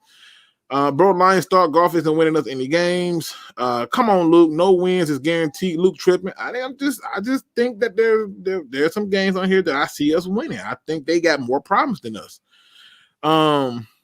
What position should we take with the 7th pick? I'm thinking O-line or wide receiver. Oh, it's a good one. I think they should take offensive lineman. I think they're going to take a wide receiver. Easy. What position should they take at 7? And who do you think they're going to take at 7? I have no clue who to think. I don't have no clue who I think they're going to take. I think everyone should know by now. I was on the chugga draft chugga tray choo train. You know what I'm saying? I was a captain of that one. Got me doing that trick or trade. I'm talking to people at work. I'm like, yeah, man, my homeboy wanted to draft trick or trade. They're like, who's that? I'm like, oh, my bad, man. That's that's Trey Lance, bro. I'm sorry, my bad. Go ahead. But I mean, look, if they trade back, if they get Slater, I really can't be mad because I'm not really expecting anything this year. You know what I'm saying I think we are like 2 to 3 years out from being competitive, but and I have faith that it's not too many teams that like fuck this type of situation up. I'm sorry for dropping an F-bomb, but like it's really not. At least like to the point where we're getting competitive. You know what I'm saying? Like we have like 4 first-round picks these next 2 years, 5 in the next 3 years if you want to consider like this year too. Like I can't think of too many teams that fuck that up. I really can't. So if we don't take the quarterback, I'm not mad. If we trade back, I'm not mad. I just really don't think that there's a way you could fuck this up. I'm happy with what we got for Stafford. I think it set us up for like a long-term, situation that I'm happy with. Okay, Pride Time B, shout out to him. Make sure you check out his channel. He says, Luke, you going crazy. I know it sounds crazy, bro. Just pay attention. Watch. When the schedule come out, when they show us when we play, I'm going to go through and give you my last and final prediction for what I think the season is going to be. I also predicted before the season started that we were going to be a top 10 pick. And I remember I got called crazy then. And I said, Patricia, not finna do nothing different. We finna be a top 10 pick again. And we picked 7. So it sounds crazy. We're going to see how crazy it is if it happens. Luke swallowed all the pills. Not all of them. Do you guys think there'll be fans in the stands this year? Yes. Do anybody think there won't be fans in the stands? Maybe not fans in the stands, but I think there'll definitely be fans. Yeah, I think with the vaccines coming out and more people getting them, and the fact that you're going to have players getting them and certain people opting in. I think you will have more fans in the stands. I mean, it was a lot of fans in the stands, in my opinion, for the Super Bowl and for some of them playoff games. So, yes, I see fans in the stands this year. Golf is going to get massacred in Detroit. Could be. Luke off the snowfall pills. I love that TV show, but I'm not. I just started watching it, bro. And I was up till 4 a.m., bro. Oh, what season are you on? What season? No, it messed up my entire day. I ain't getting no sleep that day. I was up till 4 a.m. I'm like, bro, I can't cut it off. I'm like, I'm at the beginning. I'm like, I can't cut it off. Help me. Hey, it started out strong. I give them their props. They started out strong. I definitely heard that they started out strong, and then Look, they're like, Luke crazy. I think Luke don't get crazy. Let me see. Luke don't come back like, well, I was wrong, people. We only won 4 games. Hey. Hey, I'm saying. Peter says, I wanted him fired after that Jets game. I was so infuriated. Let me see. I'm going down the list. What is the percentage of Lions trading back? Oh, that's a good one. I'm gonna go first on this one. I honestly think the percentage of us trading back is about 80%. What say you? Starting off with you, Andrew. What say you? What percentage are you thinking we gonna trade back? I got us at 80. I feel like it's gonna be around 50. I actually originally wanted to say 80, but then I was like, man, I could see teams really moving up to get them quarterbacks. Like, there's 4 quarterbacks that are gonna go around top 8, top 7 picks, and there's gonna be that team that's willing to move up. So odds are high. Okay. Listen, what say you, Ryder? What percentage are you giving them to trade back? I'd say 75 because I think there's a lot of talent, obviously, at the top of the draft. But, obviously you can't trade back if nobody's wanted to trade up with you. So I think if somebody wants to trade up, then we'll trade back. But obviously you can't trade if there's no partner to trade with. And keep in mind that Denver won a quarterback, right? And Denver won a quarterback, and even though that the Panthers are sitting there at 8, they would not have a problem jumping ahead of them. The 49ers won a quarterback. There are people who, when you're getting phone calls for Chase Daniel, that means you're in a good situation. Yeah, that means Brad Holmes got some sales experience right there. Jim, what percentage are you giving them to trade back? I'm a lot lower than you guys are. I'm about 30%. That ain't bad. That's still fair. I ain't mad at that. Because I think it's really hard to make a trade like that. And also Cincinnati's sitting there a little higher than us. And not sure that they won't try to jump us if they think that we want a quarterback as well. See, Cincinnati won't move because Cincinnati understand that their quarterback just lost himself and got hurt. Like, y'all, it's a video, and I think I sent it to Easy. No, and I think I sent it to you too, where Joe Burrow had this whole thing where he's like, I'm still trying to learn how to slide. So, bro, it's the funniest thing I ever seen. He was so awkward with his slide. I was like, bro, that's terrible. I would be utterly shocked if they don't. But you know what's funny about that narrative though? He learning how to slide, but where did he get injured at? But that's my point. I don't think they're going to trade their pick because they're going to be able to get one of the top 3 tackles right there. Yeah, because Joe Burrow got injured in the pocket, knee cartilage destroyed. They need to be. Man, I swear I'll tell Cincinnati to trade me, bro. I'd be like, I'm gonna work my way back, but like when I get back, I am not playing, bro. I'm just saying. So what percentage are you giving them, J-Mo, for a trade back? I'm closer to like Jim. I'm in that 30 to 40% range, but I'll say about 40%. I wish they would trade up, but I really think a team is gonna want that quarterback. But if guys like Jamar Chase or Pitts or Sweetwell or however you pronounce that guy's name are there, I don't think the Lions are going to go anywhere unless that package is just that good. I agree. Easy. What percentage are you giving them? I'll probably say like 67%. Like, I'm surprised you're so high. I'm respecting that. Go ahead. Yeah, just because like if the guy isn't there, there's way too many holes in this team. There's so many damn holes in this team. And if you're truly like trying to compete this year, you're gonna have to. You're gonna have to trade back that pick to what you just say. What you just say, boy? Bro, I was just talking to you. And you're like, nah, man, you got all those picks next year and the year after. We definitely have that. But if their goal is to compete this year, like if they truly want to compete this year, then yeah, you're gonna have to collect more picks. But like long term, a philosophy that I like is taking the quarterback and having that cap space available after you have these next 2 drafts. But I mean, I can see him trading the pick. You know what I'm saying? Especially if the quarterback they do want isn't there. Okay. Look. James Taylor said the Steelers are getting worse, not better. They are close to a rebuild themselves. I'm just saying. We gonna sneak up on one of them. I don't know who. I just don't know who. Let me see. D. Williams, shout out to him. He says, Roundtable, what's your opinion on Kellen Mond as a quarterback prospect? Okay. I tried to say this for a video, but I'm going to tell you.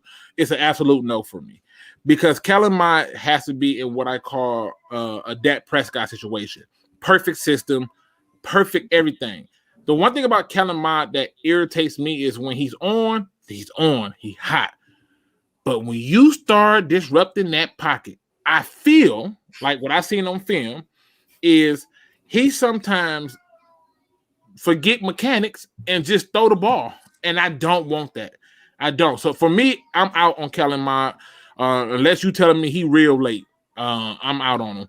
What did anybody else check out any film on Kellen Mond out of the Aggies? Help me. No. I'm having a hard time. A random QB who I think is very developmental, but I like is Sam Ehlinger though. Yeah, that's from Texas. Yeah. Okay. He's a playmaker, but he needs some work. But anybody else got anything on Kellen Mond? No. I don't know. This is late. You say you saying if it's a late round pick? Yeah. Well, I know you're gonna be different because you want Trigger Trey, so you already got Trigger Trey on your board. But I just don't want him. I don't want him at 7. It says Goff had a way better squad around him and one of his best offensive minds that read the defense for him pre-snap. Seriously, did you ever wonder why they always were at the line before the mic was off? I think you're telling somebody in the comments. Probably. I saw a question mark, so I went with it. But he's not wrong. If the I was price about to is say right, that's what I've been saying. People call me a hater. If the price is right, DN Help and Carlos Dunlap yay or nay? I'm gonna say nay because you still have yet to see what the guy you drafted from Ohio State done, and you still forget we got Brian who's going to have a chance to prove himself, and Julian Accor who's going to have a chance to prove himself. We clearly can't have nice things just hoping for some help this offseason. I'm picking up what you're putting down. Let's see. Will the price go up for Corey Davis in free agency? Yes. I think the price will go up for him. Anybody disagree with that? Nope. Anybody agree? Yeah, I agree. with that. Stats for Goff this season: touchdowns, yards, interception. If I have it my way, 3,000 yards, 28 touchdowns, 10 interceptions. If he got 3,000 yards, we run the ball first, and I'm happy. Anybody else want to put a prediction? Pass the ball. True. Oh my god! I'm just saying. I'll try to run through him. I've been watching some film on Mond, and I'm starting to like him. If we can get him in the third, like I said, if he late round, I'm cool. But outside of late round, I'm not. Y'all really like him, huh? He registers as a backup to me. Like I mean, how I feel about him. It's just like they really like him. That's all I'm saying. Listen, like I said, Mond is a guy that people like. One of the names that kept coming up to me a lot that people wanted me to look at was Jamie Newsom, and I got tired of watching it. And I said, "There's nothing to see here, folks." Right. Like I'm serious. Some of y'all Lions fans need to look at Sam Ehlinger a little bit more if you want a late round QB. It says, "What would you rate the front office move so far from 1 out of 10? 10 being the best." Okay, let's go for it. Let's go down the line, Jim. 1 to 10, 10 being the best. I got it at an 8 right now. Okay, I like that. I didn't love getting Goff, and that's basically. Dr. Detroit's asking me how I'm doing tonight. I'm really tired because I get up so early in the morning. Right, and we about to get off anyway because, like I said, we approaching that time clock, so it don't make a difference. We good. Ryder, what do you say? 1 to 10? How do you rate them so far? 10 being the best. I give it a 9. I really like I don't think there's been anything that's like out of this world, like unbelievable, but I also haven't been upset with anything so far. So I'll give it a 9 out of 10. All right, J-Mo, 1 to 10. How do you rate the front office move so far? 7. Okay. Andrew, 1 to 10. How you rate the moves so far? 9. Damn, boy, he went straight to it. 9. Yeah. 9. Yeah. All right, easy. How do you rate they move so far? 9, 9.5, 10. I feel like the moves we made set us up for a future like so bright. So bright. We don't have to worry about collecting free agents because we have so many damn draft picks. Like, it's beautiful, man. Yeah, I'm gonna piss a lot of people off. It's a 5 for me. It's only a 5 because I'm not giving them anything higher until I see what they do in the draft and what they do in free agency. So far, they're doing good, but this right here is foundational work. Add on to it by getting me something I can look forward to, and that is a draft that I'm happy about and free agent moves that I can go, yes, that makes sense. So far, they're in the right direction, but 5 is where I'm at. They got to do a lot more. Fair enough. Does them letting Galladay and the rest of the wide receivers walk mean that they probably won't prioritize wide receiver until 3rd or 4th round? Because why draft one at 7? No. I think if they take a free agent wide receiver, then yes, they will prioritize wide receiver in the later rounds. But the only free agent receiver they added so far is Tyrell Williams, and they're going to add more. And so I think that still leaves the door open for a receiver at 7. Anybody disagree with that? No. I don't think we're taking a receiver at 7. I got this strong, sneaky feeling. You can have that feeling, bro. I'll be honest with you. I don't think you take a skill player when you need to build the foundation, which would be a defensive tackle, an offensive tackle, something like that. You don't just go and take a receiver at 7. Okay. Looney Tunes says, Luke, we still want that rent. My youngest one is up, and I don't want him to hear me going in, but I'm fighting. I've been fighting against it all day. I've been reading some of y'all comments, and I've been muting myself and taking a breath so I don't blow up. But I told you I'm gonna try to get through this whole show without it. Chris Wallace says, what defense are we running? I honestly think we're going to stick in the 3-4. I think we're going to stay there because that's what most of the pieces are set up for. And if they do a massive overhaul to a 4-3, Luke, you think we're set up for a 3-4? I do. Instead of a 4-3. I do. We got more playmakers on the D line than we do linebacker. This is true. But if you go through and you look at it, if you go into a 4-3, where are you putting Jelani Tavai? Shit, hopefully on the bench, bro. Like that's my reason though. Like if it's 3-4, like Tavai's gotta play. I'm just saying. They're gonna bring Davis back. Davis will go to the outside. Collins will go to the outside in the 4-3, and Tavai will have to go into the inside. And then now, if you do that, you're definitely better have some dogs up front on the D line. So I think they're gonna stick with as much of the 3-4 as possible. But I think that's where they go with it. I just think I could be wrong. I could be wrong. Let me see. I'm gonna try to see if I can hit maybe one more question. I do apologize, y'all. I'm trying to hit all y'all questions, and I'm looking. Let me see. Does anyone know if we re-signed Matt Prater yet? We have not. We have not. At least I didn't read nothing that said we did. I don't believe so. He says I think we're going to draft a quarterback. I don't. At 7. Draft Rashawn Slater at 7, and then Rashad Bateman 2nd round. If they there, you're better from there. Listen, I wanted an offensive lineman. I'm gonna leave it at that. I'm gonna leave it at that. I don't see it. But with that being said, ladies and gentlemen, that is our show for tonight. We do appreciate you for coming in here. If you have not hit that notification bell, or you have not hit that subscribe button, or most importantly, you have not hit that like button, please do so. We do these on Tuesdays and Thursdays. We all have been extremely busy because everybody's still trying to adjust to this dumb pandemic, and we're trying to stay healthy while doing it. So we'll go to our final thoughts at this point, and I'll keep playing the things through the screen. So we'll start this thing off with you, J-Mo. What is the heart of the city got to say to the people for final thoughts? I don't got much to say besides the fact that getting rid of Christian Jones was the greatest move in Lion history, and if we get rid of Chase Daniel too, man, I'm gonna be a happy person. Other than that, man, Kenny Galladay, you ain't worth $20 million. Love you, my brother. Hope you have a good career somewhere else. And that's it. All right, okay. We going over to you, Easy. Make sure you drop them links too. But what do you got for the final thoughts, my brother? Shit, man. I think nobody should be too judgmental of what happens in this draft unless it's a receiver.